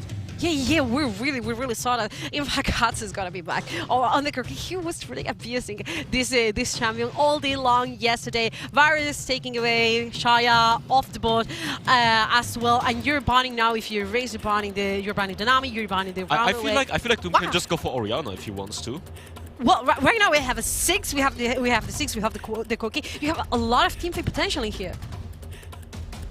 Yeah, I think it's gonna be Aurelia and Riven gonna be top and jungle, and obviously they can switch it around depending on what they want to. And I'm gonna be interested if Doom actually goes for the ADC, because I feel like in this team composition, obviously, you need more AD damage, but you can also just go for an AP champion. Or actually the Kai'Sa. That's pretty interesting because you have to match a lot of range from the Parla composition. You have the Ziggs and you have even the Corki with the rockets has a lot of range. And Kai'Sa have not only the W, but she can jump straight forward. And I'm really loving this because you're just fighting fire with fire. You have the Jace who have a lot of range to deal with the Ziggs, to deal with the Corki. But these are some really interesting compositions. Like on the RixGG side, we have like 2 champions that have a lot of poke damage, but at the same time they have like the pick of potential with the Rakan and with that Singe. And Kai'Sa is a very solid ADC champion in the backline, and so even if she gets engaged on, she has the ultimate to maybe jump away and get the shield. And actually Yuumi is getting picked. Yuumi with the Riven or with the Aurelia can be super strong once one of those champions is getting ahead. And I feel like a double poke coming in from Parla can be very dangerous in those teamfights. So 2 champions on each side that do a lot of poking damage, but I feel like the pick-off potential and the frontline of RixGG Gaming is better in this case. Let's see, because I really feel like Doom has a lot of 1v9 potential in this game. Playing the Kai'Sa, you have to play it really carefully, because otherwise, you know, Sarah's is gonna jump on you, Vamba is gonna jump on you, and they're gonna be attacked to the cut. Because yeah, it's cute to imagine, you know, Yuumi and Ziggs all together, all first up. Yeah, but this cut is gonna be all attached to Riven or Aurelia. You know, they can just dive in. You're gonna got the heals. You're gonna got your stats, you know, upgraded because of Yuumi, and of course. Yuumi is gonna get a free ult. Yeah, exactly. You never know what's gonna happen when the opponent has a Yuumi, because there can be one single mistake in a team fight, and if Yuumi is on Aurelia or Riven and they find the right opening, they can just wipe the entire team. So it can go either way. Obviously, RixGG has the pick of potential, RixGG has the kiting potential, but at the same time, you can never underestimate Yuumi. In combination with one of those power picks like Riven and Aurelia. The fact is that, I mean, and this is tricky because you were talking about it, about how important it was to Singe to deal with Aurelia and also Riven. And the fact is that you need to be really careful if you're a Yuumi, because Singe can stick you down to the floor with the glue as well. So you really need to be careful in those team fights. But guys, we just got into the rift. We're gonna pause. A bit disheartening the pause, but it's gonna be okay. It's gonna be really brief. But as I was talking, you really need to be really careful with Yuumi in the team fight if you don't want to get caught by Singe. I feel like the Singe pick has definitely the benefit that he is super good against Riven and Aurelia. Yes. But at the same time, he will have problems reaching the Corki and the Ziggs. A lot of problems. They have so much range in the backline, and it's going to be very hard for him to reach them. So I feel like he will always try to go for the Aurelia and for the Riven, trying to deny them, trying to deny the engage, and maybe try to... with a Proto Belt and Thought Ability, Singe is amazing at picking off people. And then the Morgana bind is going to follow up. Then the Rakan is going to follow up. So it's going to be very dangerous for Parla since they lack the frontline. So they need to be super careful that they are not getting caught. I feel like Parla got into this game with a really high demanding skill composition. Like, exactly, it's very hard to execute. It's really hard to execute, but if that Aurelia and that Riven get ahead in the early stages of the game, then RixGG has a problem, in my opinion. Yeah, you never know when it comes to Parla, because they are so good at team fighting and they love to play aggressive. They have 2 crazy strong champions that are able to snowball the game. Absolutely. And even though, like we have seen it before, sometimes we think, okay, they have the strong teamfight composition, RixGG Gaming for example, the stable team, the consistent team. But then you have Parla with the aggressiveness in the early game, those snowballing champions. You can never be aware if they can just pop off in one team fight and then just snowball the entire game. You know, because that happened yesterday a lot of times. It's like, yeah, oh, exactly. It feels like they are not in control of the game. Suddenly, oh, here comes a different. They just ace the enemy team and are gonna finish with not a single Drake on the pocket. But they don't even need it, guys. We are back of the pause, from the pause right now. Second game, RixGG versus Parla. They switched sides of the map, so Parla is not gonna get tapped again. Early game, right? Yeah, already level 2. Yeah, absolutely. really fast. We're watching the Bogana just clearing all the camps all straight to the top side, and Bambi is around the top side as well. That's a very volatile lane right now. Yeah, I think Bambi is wasting so much time there. While Morgana, she is one of the fastest jungle clear because she can do 2 camps at the same time. And now C7, he's getting level 5 pretty early in comparison to that Riven who only cleared 2 camps so far. And Morgana is gonna finish 5 camps now. Yeah, definitely. Here she is, taking the blue and the grump at the same time. I think Riven is gonna get a scuttle crab in the top side of the map as she's being assisted by Irelia. SC7 sniffs it out. The banning was not good. In the end, Bambi took the scuttle crab. As Nitch is rotating, Clue is rotating. Morgana actually secured it. Morgana stole it. Yeah, Morgana stole it. Morgana stole it. Wow, that's good for SC7. That's so good for SC7. Look at the goal difference right now between Morgana and Riven. Riven is one of those early game champions, and he is already so much behind because he tried to set up a gank in the top lane, wasting so much time, while Morgana is one of those super quick early game jungle clearers. Yeah, absolutely. Right now, SC7 is level 5 and Bambi is level 3, and that's an absolute disaster for Parla Esports because we were discussing how important it was for Bambi and Cyrus to get ahead in the early game. Morgana is right now in the enemy jungle and he's taking over. He's taking over the entire map while Bambi is going for the second time in the top lane, wasting his time, trying to deny random. Everyone wants to deny random because if you don't deny random, he is gonna pop off. But Morgana took over his entire jungle. I mean, 2 comes from the side of RixGG. That was a beautiful binding. Guys is rotating and Bambi just realized that his jungle is gone. And now you're trying to fight over SC7 2 levels behind. Clue misses here the knockout, but that's a disaster for Bambi. And the damage is already done. 7 is completely out-jungling Bambi right now. It's crazy. He took double scuttle, he took his blue buff, he took his gromp. It's free real estate for 7 right now in the jungle. And Bambi is still level 4. He's so behind Random S7, level 6, both of them. They have Viduma Snitch also level 5. They all with the ultimates, and it feels like Parla is just so behind. They are not going to be able to fight over the neutral objectives. They are not going to have the firepower for the team fights, and RixGG is gonna win versus them in the same game they are playing. Exactly, and Random took again another camp from Bambi. If you look at the gold difference, Bambi is almost 1,000 gold behind. And it's right now the next objective is gonna come up. It's Inferno and Herald. And 7 already finished his Luden's Echo. He's gonna be a monster in the next team fight. Yeah, absolutely. He can go whenever he pleases. We're gonna have the first Drake spawning in the bottom side of the map. We're gonna have the first Rift Herald spawning in the top side of the map. Now, where are your priorities? Bambi is gonna take this first Rift Herald, or at least he's gonna try, because Morgana is rotating, Clue is rotating. This is a 2 vs 2. You have Yumi. The banning has been amazing. Here comes the last chapter from the side of Yumi. Also the Mega Bomb in and they took the first one. The Morgana is not being enough. Clue dies as well. And those are 2 kills for Parla Esports.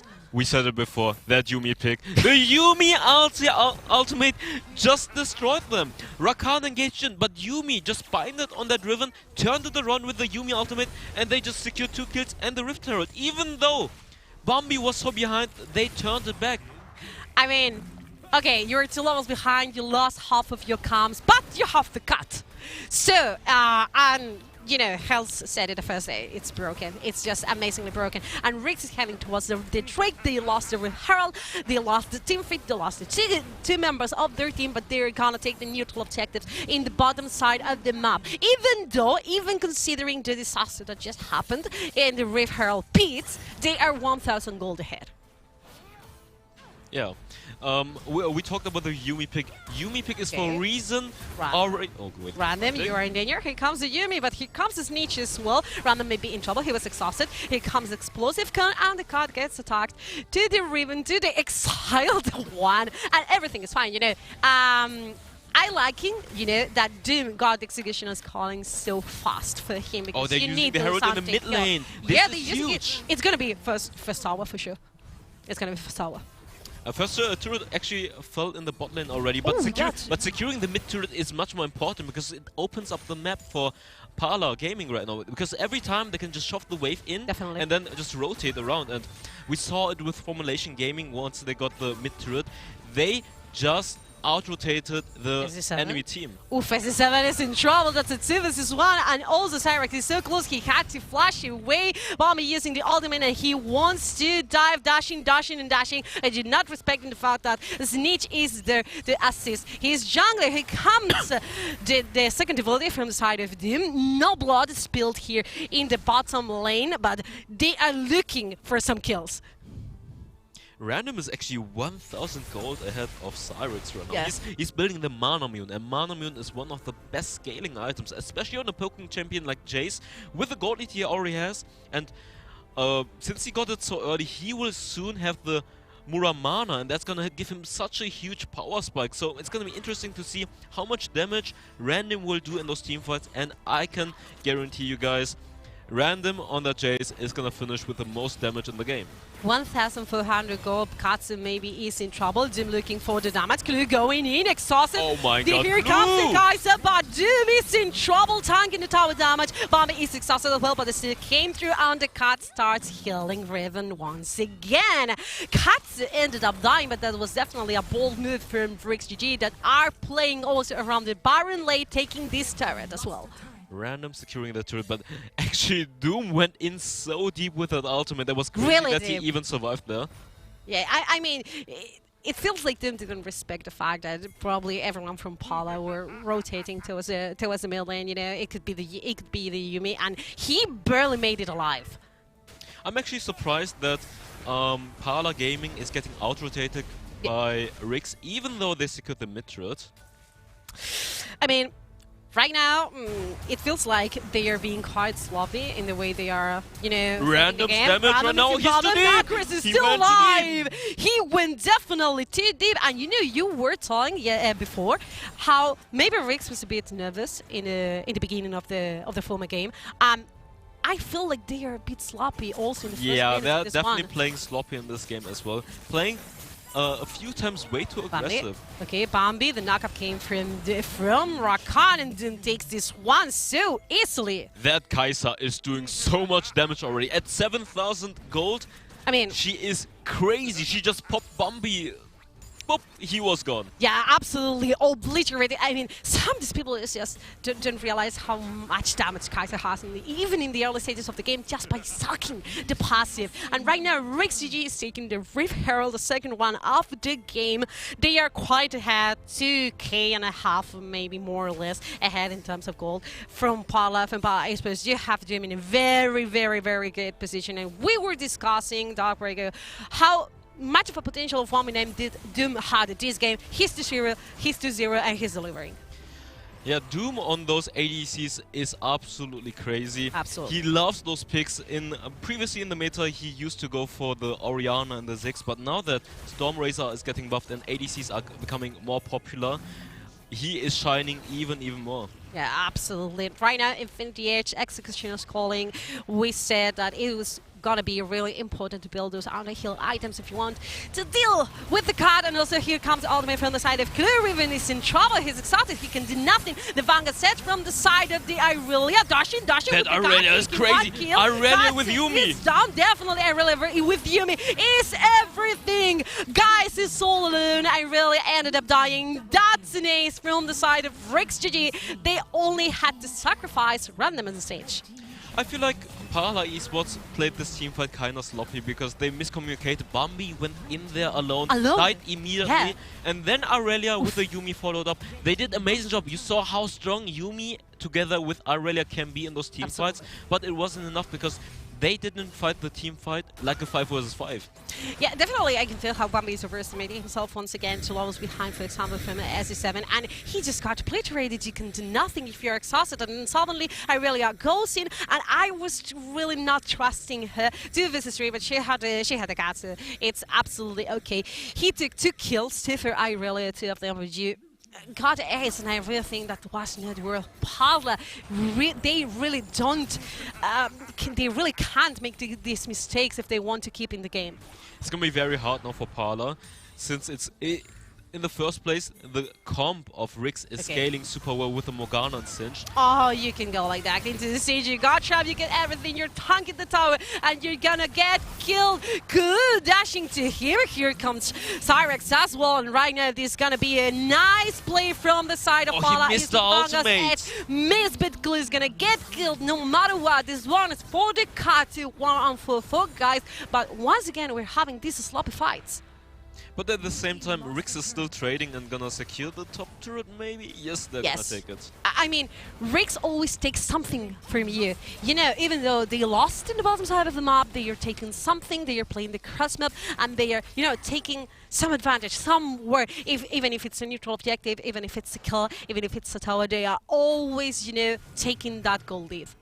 Yeah, the issue is gonna be now for Parla that Doom is so strong right now. He's at You can 11,000 gold and Ziggs is barely at 8,000 gold. So reaching the backline, while you have Morgana, Cinch and Rakan who are trying to be for him. Bambi. Oh, that last chapter was not good. The Stasis. It is from the side of Jace. He's exhausted. Jesus Christ, the Guardian Rain was absolutely massive. The damage from Doom is just nonsense. Here comes the Bangas Edge, but you get exhausted. And Kaiser is just destroying everyone, jumping forward with the killer Isaac, flashing even, taking the kill, killing the Gorky. He's exhausted and Doom is looking for it, but he doesn't have the ultimate anymore. But, I mean, he got 3 kills. At this point, Doom is way too strong, and they have nothing to reach him anymore. No. I mean, how can you? Bombi dies, he got destroyed. Cyrex dives, he got destroyed. I mean, it's like, I'm feeling like Parla are not on the same page, at least in this game. We saw a lot of synergy yesterday, but I'm missing this. I feel like I said in the beginning of the game, they have the team comp that needs to win in the early game. Absolutely. And now they're just getting outscared. They are already 10,000 gold behind. Just the ADC difference, Doom versus Katze, 4,000. And then also in the jungle, 7 versus Riven is also so much gold ahead. You have a problem when the AD carry has one level than you. And we just saw that, I mean, Doom, he's playing a Kai'Sa. He's not that much of a high-range AD carry, but he was dealing damage from the other side of the wall with the first ability, with the second ability, with the ultimate as well. And because he got exhausted in here, otherwise that would be Katsu dying as well. And right now, RixGG has everything. They are ready for the 3rd Drake of the game. They are in control of every single place of the Rift. Look at the vision. It's so they are different, trying RixGG. to rush the Baron. But can you? I mean, you don't have the massive of fast Baron. Going in. Here comes the last chapter. Nacker's trying to deal some damage from the other side of the wall. Clue is solo. He had to flash away, but Doom, look at Doom. He's looking for Riven. The Guardian Rain is not going to be enough, but 6 is there as well. The Soul Shackles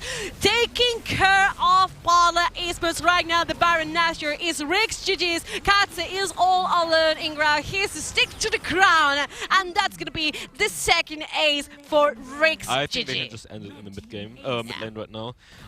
Yeah, that was definitely a desperation attempt by Parla Esports because they were so behind. They tried their last shot, but RixGG just collapsed on them, and they had no chance since everyone is just way too ahead.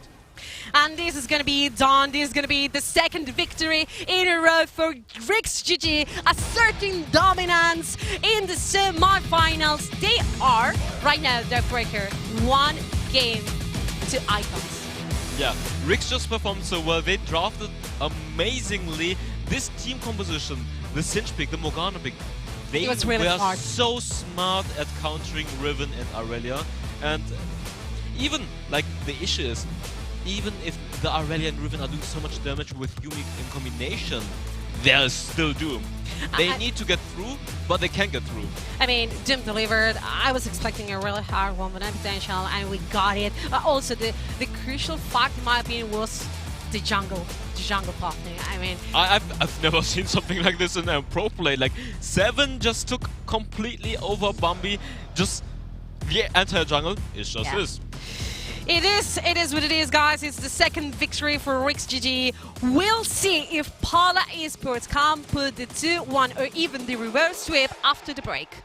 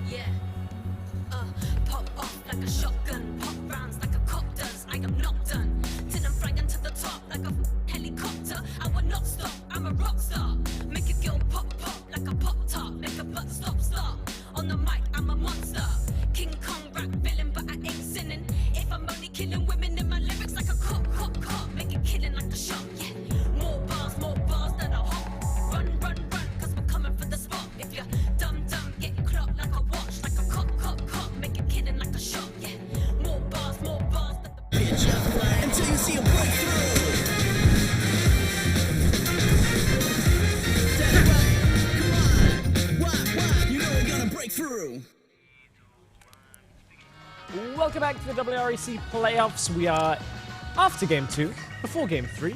We're in a best of 5 between RixGG and, of course, Parla, Parla came into this. We thought maybe there were some upsets coming through, but I think RixGG have kind of shown us why the consistency, DB, that you mentioned at the beginning of the day. RixGG consistency, I think, is what it was all about in that game, too. Welcome back to the Analyst Desk as we head towards Game 3. So, yeah, consistency is key for RixGG. Yeah, obviously, RixGG is just well known as being very good at drafting and just playing every single game super consistent, not making many mistakes that the enemy can capitalize on.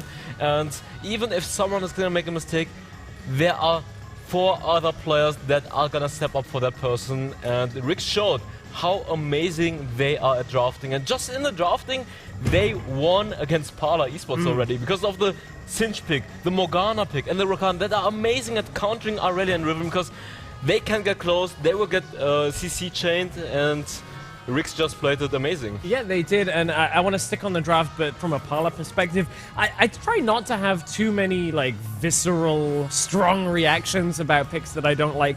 But I'm going to go on record and say I hate the idea of Ziggs Yuumi from Synergy. I just don't think, other than a little bit of poke, I think that synergy is just not there. Yuumi empowers carries that can build off attack speed and basically shred through and scale late into the game. I know that Ziggs, of course, is not necessarily the focus for that when you have an Aurelia, but Stuart, I mean, come on. You've got to draft at least a competitive bottom lane there for Parla. Yeah, definitely. I think especially as a last pick as well, you already see the Rakan. You also see the Singe. For people who don't know at home, the Singe pull actually stopped Yuumi from jumping back into an ally, so that could be really annoying.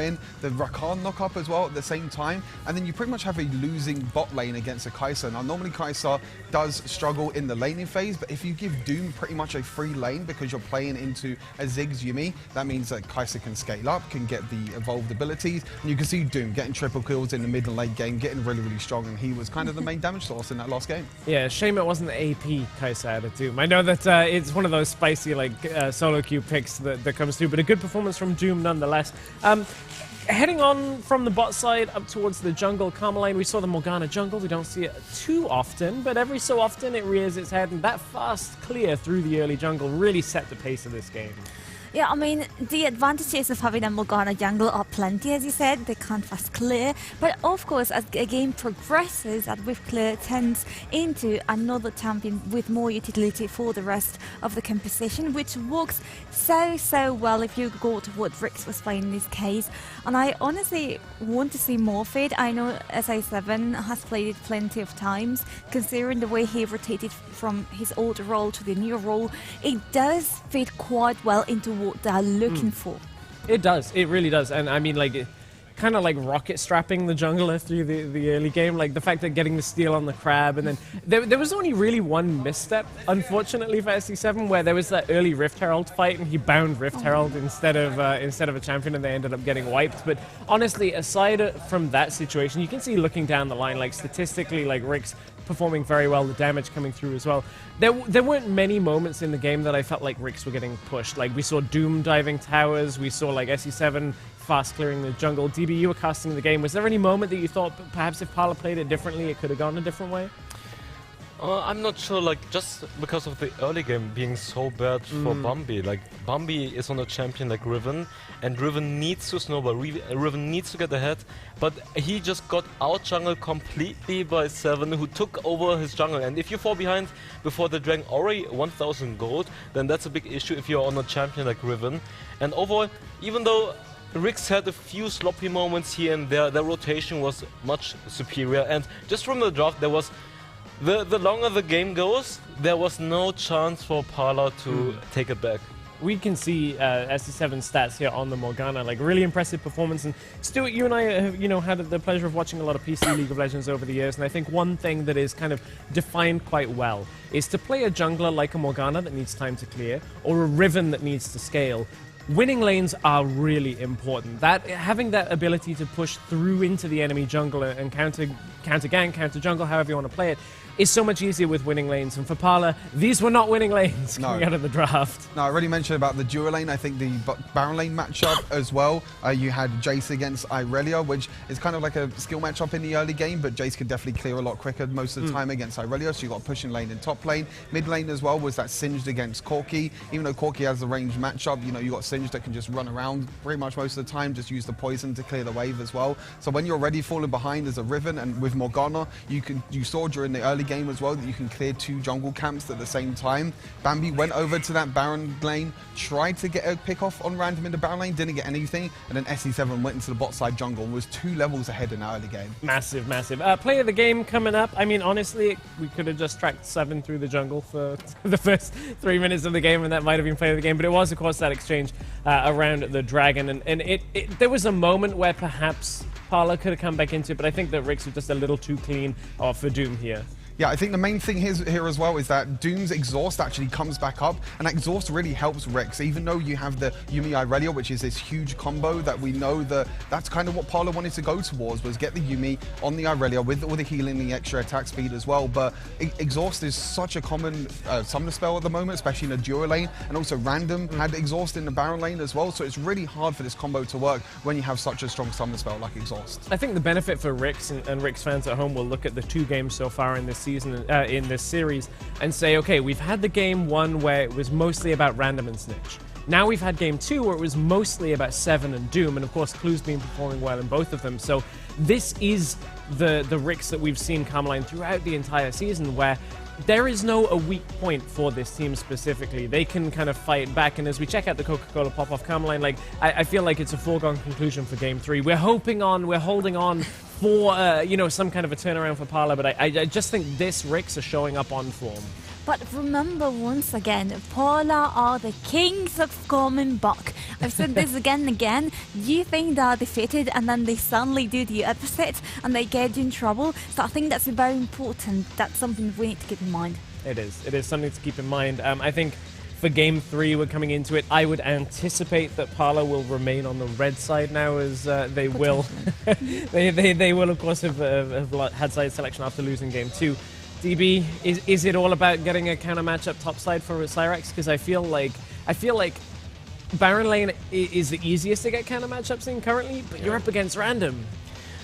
I'm not sure. I feel like putting Cyrex on a weak side is better and more beneficial, and they just need to focus on Nacrus and Guys, because Nacrus and Guys have been the superstars of Parla Esports.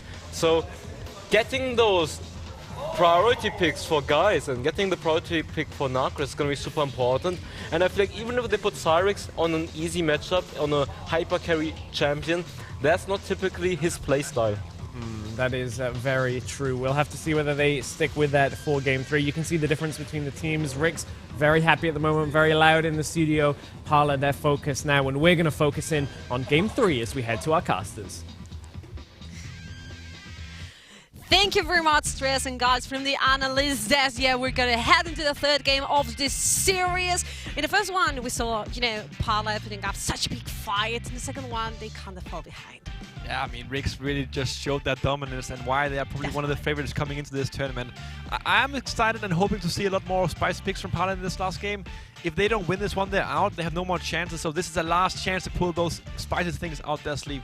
Yeah, definitely, but the fact is that RixGG is out-drafting after out-drafting Parla. We saw the first game. They trapped them with the combo being open in the second game. We get to see, the ultimate counter pick, the Singe just denying the whole Parla's composition. Yeah, and I think Parla was actually, in the end, counterpicking themselves, Yeah, definitely. The very first game we've seen yesterday, how good Guys is on engaging supports, and they went for the Karma in the first game. They showed that didn't really work out.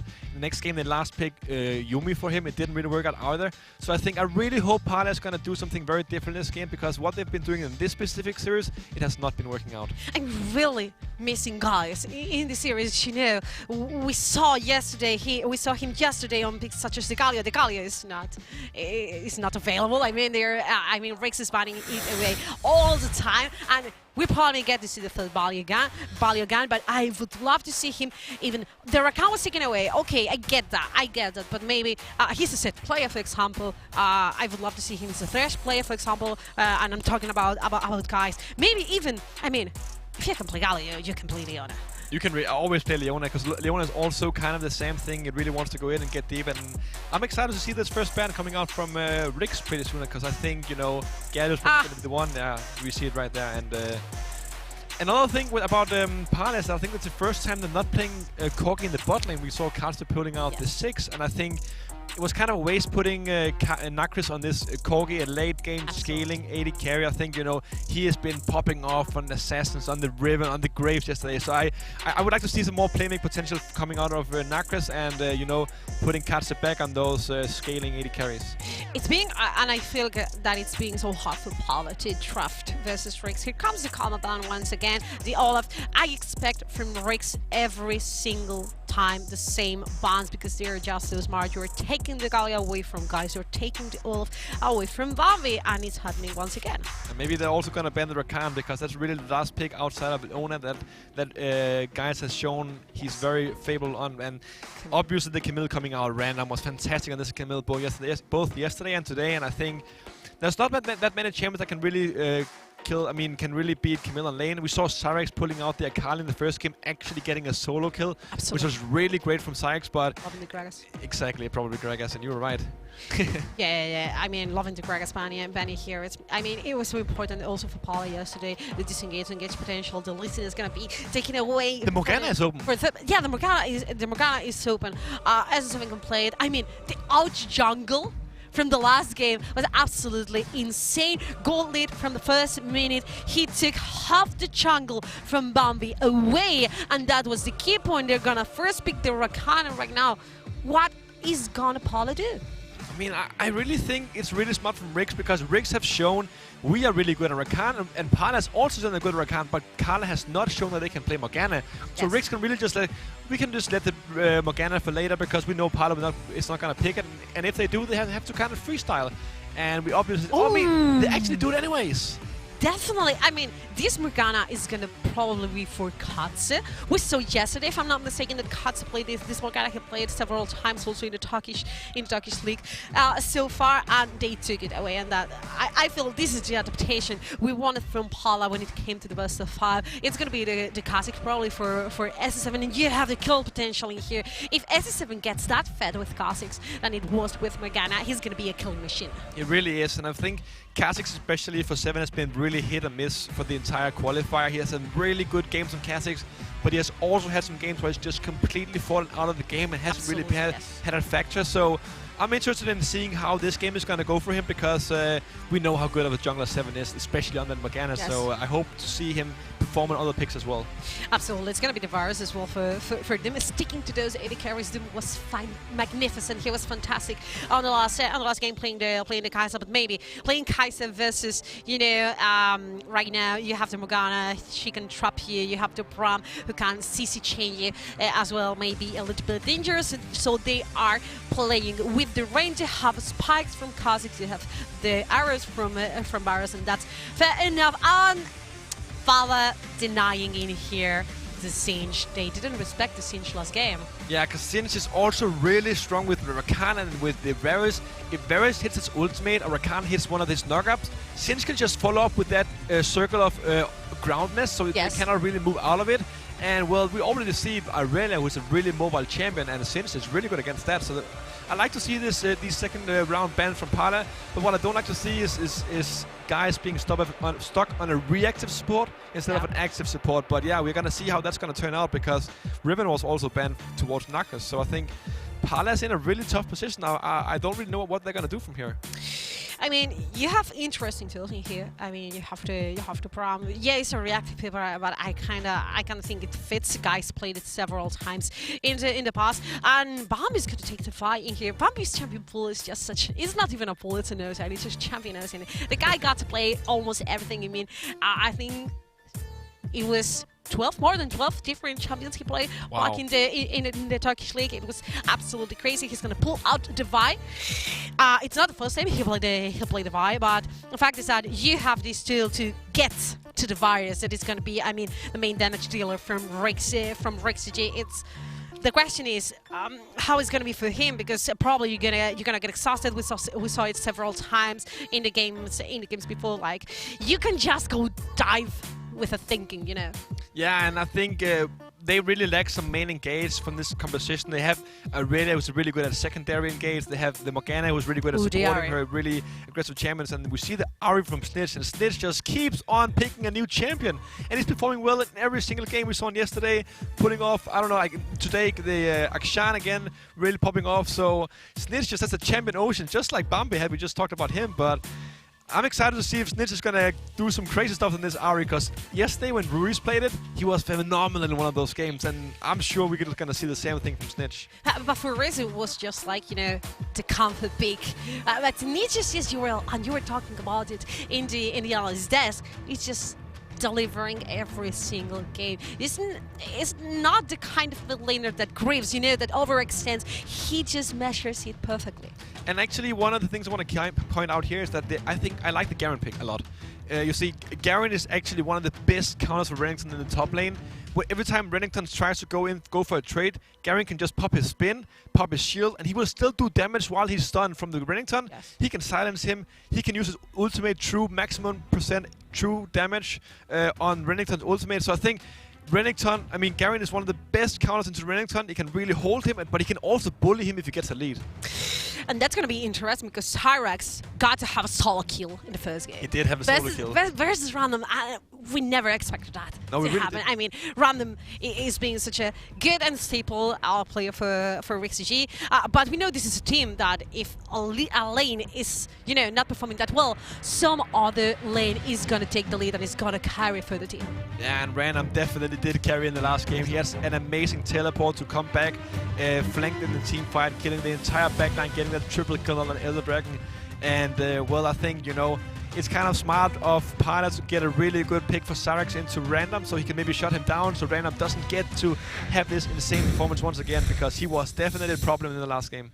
Guys, we head into the Rift for the third time today. RixGG have the opportunity to put the 3-0 on the table and, make Parla go into the third versus fourth match that we are going to have tomorrow. And RixGG 1 game away to secure not only a finals trio, but also Icons. Icon series is going to be huge for either of these teams. It's obviously the dream coming into this tournament is going to Icon series. So yeah, Parla has this one last chance, one last hope to stay in the tournament, and this is Turkish last hope. I really hope we're going to see a different game, and we already see Random getting that level 2 advantage, pushing out, trying to fight Cyrax a little bit. He can play aggressive because he knows you see the Kha'Zix already pathing from bot lane towards top, which means that it's probably going to be a top-sided first engage and move from Bricks, whereas Vi is pathing bot, so it's they're not really going to meet each other. I think you have a decent, gang setup in the bottom side of the map. You have From, you also have the Morgana who can land a binding as well. And for this game, Bambi at least is having a proper clear. He's not being invaded. He's not gonna be denied half of the jungle. He's level 4 right now, as SE7 is, and the fight is going to be over this scuttle crab in the bottom side of the river. Bambi wants to take it, and guys, rotate it to secure it as well. I think Riggs is going on the top lane. Everyone from Riggs is in the top lane. The champ was not so well rounded, maybe in trouble. The flash in, but he got killed. And the first blood goes to Kha'Zix. And actually, this was really well played. It's exactly as I said in the first type series. Kha'Zix pathing from bot towards top, which allows Random to play really aggressively. Definitely. And they know Vi is not going to be there because Vi was pathing towards bot side.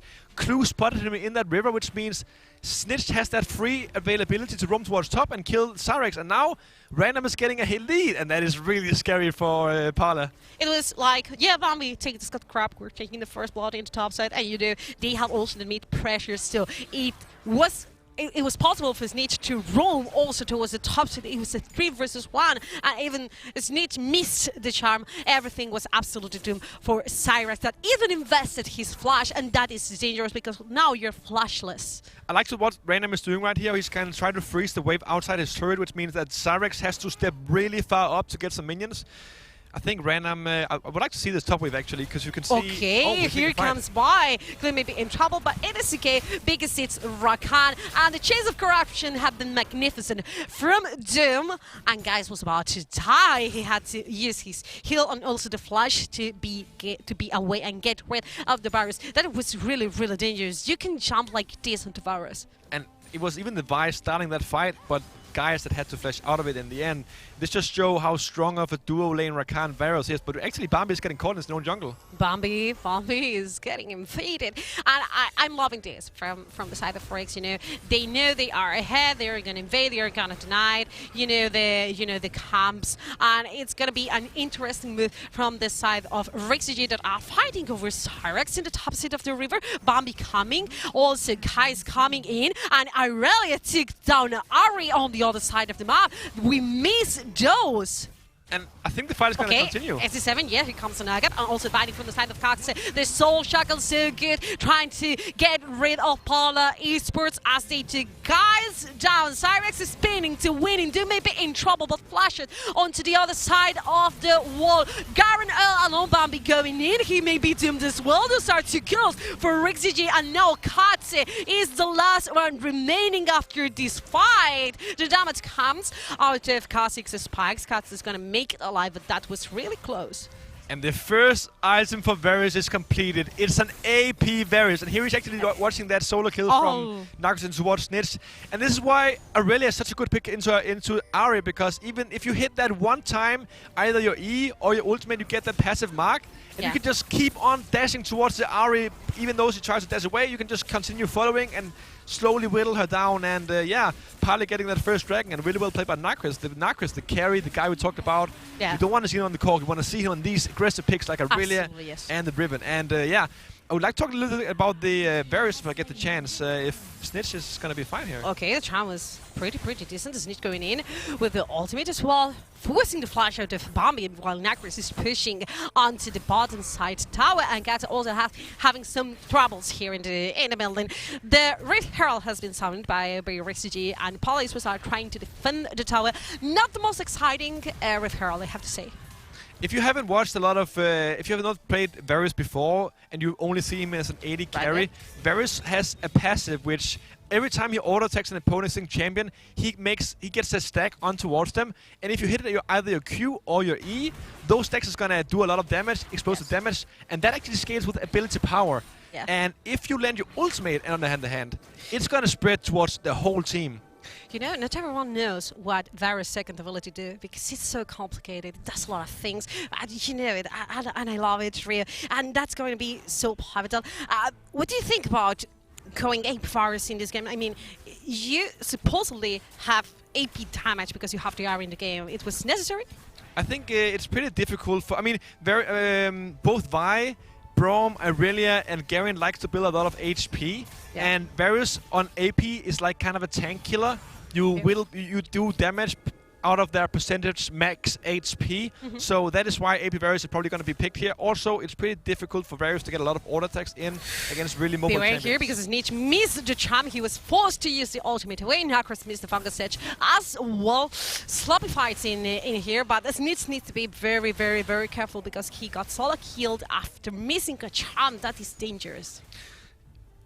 A charm will always be there and dangerous, but Nacris picked up those Mercury threads to be a little bit more careful there, because it helps him stay alive for a little bit longer.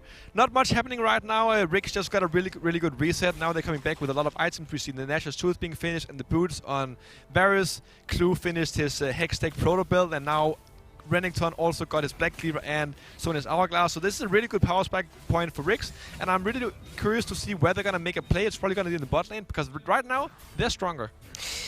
Absolutely, yes. The game is quite, you know, being slow to beat, you know, in terms of fights 4-on-1 for RixGG. They lead in terms of goals as well. They got the neutral objective, they got the Rift Herald, but it's always still there for Parla Esports. They are trying to survive. You know, I feel, they are diving. Katz had the flash away. The knockup came from the side of Rakan, and the binding was beautiful, but it's not gonna be enough. The tower gonna be destroyed by RixGG. Nacris trying to play onto the Dragon Lane side of the map. And RixGG once again taking that mid turret, trading it easily for the bot turret. The mid turret is usually way more valuable because that opens up the map. You can roam from the mid lane towards either the bot or the top side, and you can also try to go for the enemy jungle camps, which we see Seven likes to do. Yeah. So yeah, this is a really good trade for RixGG overall. A kill and a mid turret, they'll take that any day of the week. And I feel like the last hope for Parla is Nacris this game. 1-0, yes, but the only one leading in his lane in terms of gold. Every other lane is led by RixGG. We're watching Renekton so ahead, more than 1,000 gold ahead. Also, 7 once again, almost 2k gold ahead of Bambi. That is having a really, really rough game dealing with 7. 7, as we said, had some off games on Kha'Zix, but this is definitely not one of them. He's popping off 7k. He's actually more than 2,000 gold, almost 2,000 goals ahead, and he's just really been devastating. What Parla has been doing so far this game is, like, even though they've been losing around the map, they have been funneling gold and minions in towards Nacris, and Nacris is almost, I think, 1.5k ahead of around 1. Guys being knocked up, his sneak going in there. Their charm has been beautiful, and the Spirit Rush is gonna be enough to take the kill. Here comes the ultimate from the side of Varus. Nacris so slow, but Vi has been taken down. Another knockup. Glue never misses one. This is 5 for RixGG as they took 3 members of Parla Esports down. And RixGG is just showing how clean of a team they are. They are so difficult to beat when they don't when they're on their best, and when they're on their best, they don't make any mistakes. You can see they're just taking they're taking the top solo kill. They're getting both the Scuttle Crabs, they're getting that Ocean Dragon, which they love, and now they're getting another kill in the mid lane. And we're actually gonna see the fight here again where random flashes over. That's a huge flash. Doom hitting 3 people with his ultimate, and even though Nacris got a really nice ultimate off there, he cannot go in 1v4. Yeah, absolutely. I mean, the binding was beautiful, but the damage was already done. Chains of Corruption, so good from Doom. Again, popping up with another AV carry. Wait, AP carry, actually. That's one thing I want to point out, as we've seen 3-4 times this game already, that is RixGG recalling at the same time, which means they're going to spend their money at the same time. Yeah. So now they're going to go back onto the map. They don't have to really, let's say one guy is like, oh, guys, I have 3,000 gold, we shouldn't really fight. No, that's not going to happen for RixGG, because they're going to have really good recall timers. Okay, this is interesting. They're going to collapse into Rakan. Here comes ultimate from Brawl. And yeah, they took down Clue. They were waiting for them just in the tri-bush. But it doesn't matter, because RixGG has the Rift Herald. They have a good reset time, and now they're pushing on the mid lane. We actually see Renekton trying to stop the recall, something in the top lane. Yeah, they are, because I feel like RixGG wants to end the game right here, right now. Renekton going into deep. Sneak trying to do some damage. The time has been really beautiful. The 2 versus 3 on Random took one down. Nacris resetting and dashing. The Stasis came through onto the Ari. He dodges the stun and damage waiting here. I don't believe this Sneak is gonna be doing this in the 1 versus 2. But 7 coming from behind. Well, guys, is gonna be taking down Bambi so low in HP as well. As the 7 jumping forward, overestimating himself, ended up dying. That was really, really close. And I was expecting RixGG to keep pushing into the mid lane. Yeah, but actually Bambi and guys pulled off their really good defense in the mid lane. They were able to save the turret even though the Herald was knocking on their door. But what an insane fight. And I mean, there was just so many things happening at the same time. Parla is really doing the best, trying to stay in the game against RixGG. It's a difficult task, but I mean, they're doing somewhat respectable. Yeah, they're putting all the time such a huge fight onto RixGG, but they are falling short. But just by a little. I mean, you have Nacris very well situated in the game. You have Nacris 3-0, 2 items on a half, leading for almost 2k gold ahead compared to Snitch. Okay, I mean, Snitch is delivering, but it's not the the main damage dealer, I would say, in the team. He's, landing some nice charms that are enabling the team. We were in here, Nacris may be in trouble, Random slicing and dicing there. The Vanguard set, not that good. Here comes the ultimate from Ram, and also this shield, but here comes on the other side, they take down Katze. Here comes Bambi, wants to go in, but Kha'Zix took a double kill, and right now, you are really outnumbered. Kha'Zix is unstoppable. SC7 really wants to take this game and head into Icons.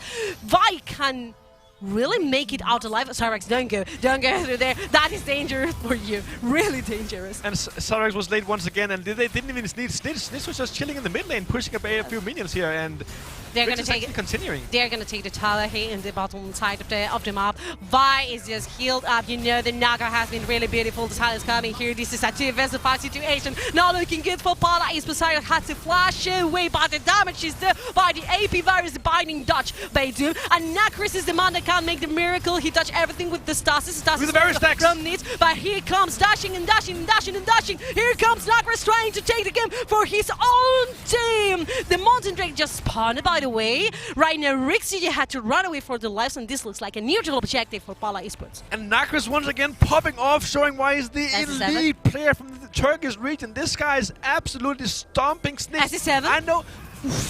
I know Stitch is playing well. Stitch is playing well. He's not losing the game for his team, and I would not really say it's his mistake. But Nacris, wow, what a performance. He was able to find a lot of gold, even though his team was kind of losing. He wasn't really able to help them out that early, but right now he showed why his goal lead matters, because he was able to pop off. And what is dangerous for Parla is that all your eggs are in one basket, are in Nacris. I mean, you really need that. And if I really is out of team fight, I will feel like that you have no chances to take this. But I felt like Bambi and guys were absolutely insane going into V5, but they were making time for Irelia to come back. Right now, Nacris is still 4-1 to items and a half ignite. I'll be worrying there because the sun has been really beautiful from the side of Nacris. But it's like RixGG don't let you make any mistakes because they are taking advantages all the side of the map. And I actually think while that Coca-Cola pop-up was coming up, I think Parla really killed that Mountain Dragon, so they have that repertoire as well. And yeah, I like the fact that Rix has to back off now because you see in the bot lane the minions is pushed up for Parla, but they're just going for the Baron. Yeah, they're going for the Baron. They are coming in there. Bambi knows that Random is standing there for him to happen. They are collapsing under him with the assault and battery. Vikings in the stats is beautiful from the side of Fortnite, and Clue may be in trouble once again. The backup set, and this is Nacris time. You know, they took down Rakan. Bambi is still alive. I really don't know how. And Nacris wants just to really dash. Bambi about to die still alive, and I don't know how. He's exhausted. He mixed them with the stasis. He's 3 versus 1 trying to dash, but he got killed. Cyrex, Katze, and Bambi are the last ones standing for Parla Esports. But you know what? They stopped the Baron play. I can't believe they pulled off that fight. Even 10k gold behind, and they still were able to trade 2 for 2. And even while that was happening, the minions were just pushing down that bottom lane turret. And I think Rix lost like 3-4 waves from that as well. That was a really nice Baron defense from Parla, and once again Nacris. I mean, we're gonna mention his name this entire game because he was just popping off. We actually see this fight starts off by, I think, guys getting caught by an Aricharm, I think. I mean, they were, you know, just in comms, and then they started the Baron Nashor, and Renekton was standing in the bush, and they knew. And what is going on? What did we miss? Bambi was caught out in the river. Bambi, what were you doing there? He was completely alone down there. I think he was trying to get the scuttle cap for the Elder Dragon, and he was just doing it completely alone. His entire team was kind of coming back from a reset. Yes. And now Rix, they know they are 5 against 4, and not just 5 against 4. They don't have a jungler on that team alive, so this Baron looks kind of free. If I'm Rick Parla, I don't want to go in. This is not even a 50-50. Clue, you know, he's just making sure that no one gets in there. This is going to be 5-man Nashor for RixGG that are just so close to icons right now because they're the team that wins this series, and RixGG is just 1 game away to do so. It's going to be in the finals tomorrow in that best of 7, but not only that, they're going to head into icons as EMEA representative. Rix really showing a fantastic performance in all these 3 games. I mean, we've seen a little bit back and forth, but in this last game, it seems like a statement from Rix. They deserve to be here. They deserve to go to the Icon Series, and they just need that last little push and this last little edge to knock Parla off. Now they're pushing up the mid lane with those 2 Baron up cannon minions. What can they do?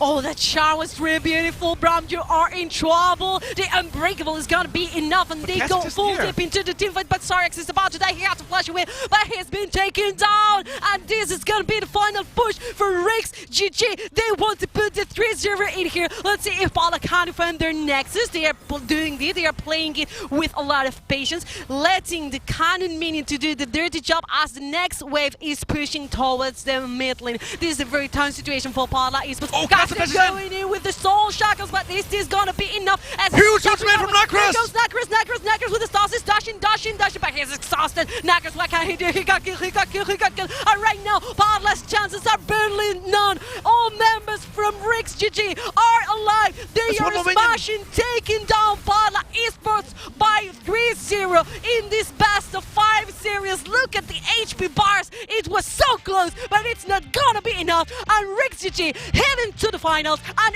into Icons. They pull off a 5-0 team fight in the very last inside the Nexus. That was an incredible performance. Rix really beating Parla at their own game. We were coming into this series. Nacris is fantastic, but Parla can team fight.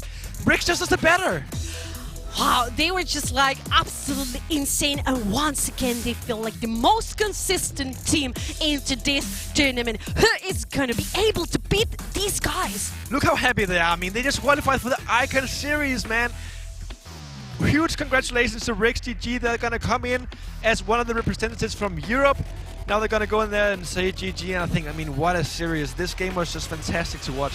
I have to say, Parla still have another opportunity to head into Icons, because they are gonna face someone. I don't know if it's gonna be Game Lord. I don't know if it's gonna be Team Kessel, but they are gonna face one of those teams for the last spot into Icons. It's gonna be one hell of a game. Were you expecting a 3-0 coming into this? Wow, no, definitely not. I expected way longer series. I have to say, I mean, I really expected for Parla to make the miracle once again, but it was just so difficult. And guys, this has been the first map, 3-0 for RixGG. I don't know. I'm gonna head into the analyst desk because I'm just absolutely exhausted after all this fights, you know. Thank you very much, Noah and Ryu. 3-0 for Rix. Congratulations, of course, to the European Last Chance qualifier champions. Rix making it through to Icon Series. Their road this weekend is not done yet. We'll talk about how they got their win here, but of course that puts them in tomorrow's grand final. So, Rix 3-0, happy of course behind us, and I think they showed us so much flexibility in this last game, and to be honest, the whole series. Stuart, you and I, right as we were coming over to the analyst desk, kind of putting together that 14 out of 15 champions that Rix played were unique across these 3 games. That just shows the power of Rix, really. They can play whatever they want to and they can still come out on top. You know, the Sen and Nasus, whether it's the Vayne top lane from what they played in group stage as well. Doom on Kaisar, Doom on the AP Varus this game as well, which we don't really see too much, and it's not as strong in my opinion as the Manamune Varus, but as you said, 14 out of 15 picks. Clue was the only one that picked Rakan in game number 2 and game number 3, but other than that, every single player, every single champion was completely unique, which is so strong. Spoiled the stats. It could have been 15 out of 15 if only Rakan had potentially not been available. And we were talking about that a little bit from the way that they were denying guys the ability to have engaged supports. Like, Rakan found its way to first pick on blue side, but for guys, DB, I mean, this is one of the ways we saw Parla take control of the game is through engaged supports for guys, but didn't get hands on any of them in any of these 3 games. Yeah, exactly. I like to shout out the coach staff of Rix Gaming because they've been doing an amazing job, and 2 heads are better than 1 head, and they are just doing such an amazing job. Like, we have seen that Formulation Gaming, for example, they were not banning out guys, Galio, and they got punished for it, but Rix Gaming, they are banning out immediately, and they also, like we said earlier, they are trapping Parla into their comfort picks, and then they just counter it. And in this case, Rix Gaming just has so much variety when it comes to the drafting. They have so many picks just because the players have such a deep champion pool. They can play anything. We have seen random on ADCs, on hyper carries, on tanks. Then we have C7, who also plays so many junglers, like AP junglers, tanky junglers, carry junglers.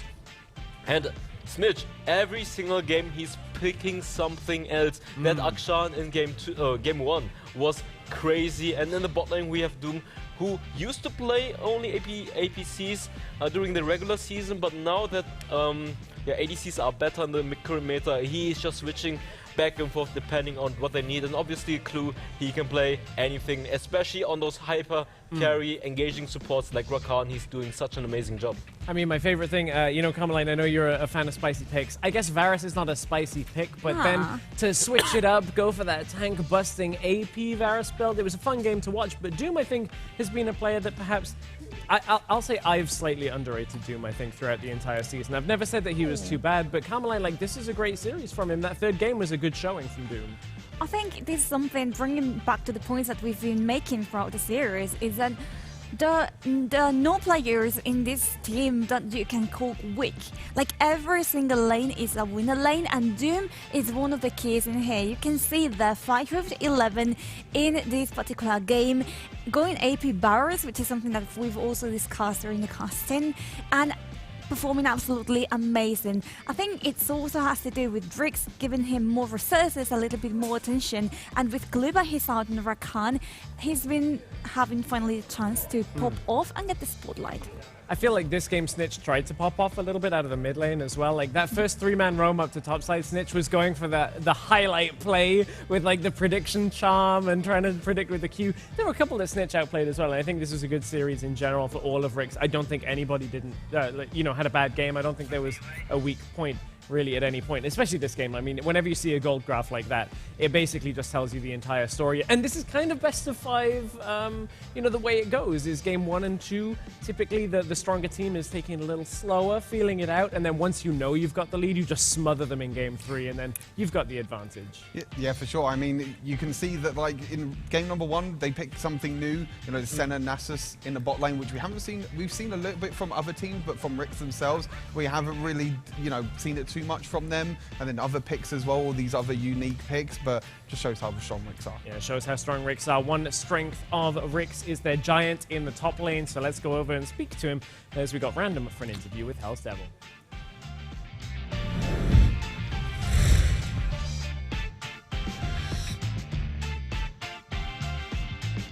Yeah, thank you very much, Straz. I indeed have Random, the man himself, the Baron laner of RixGG. And the first thing that I want to ask you, you won 3-0. How are you feeling? You made it to the Icon Series. It's relieving.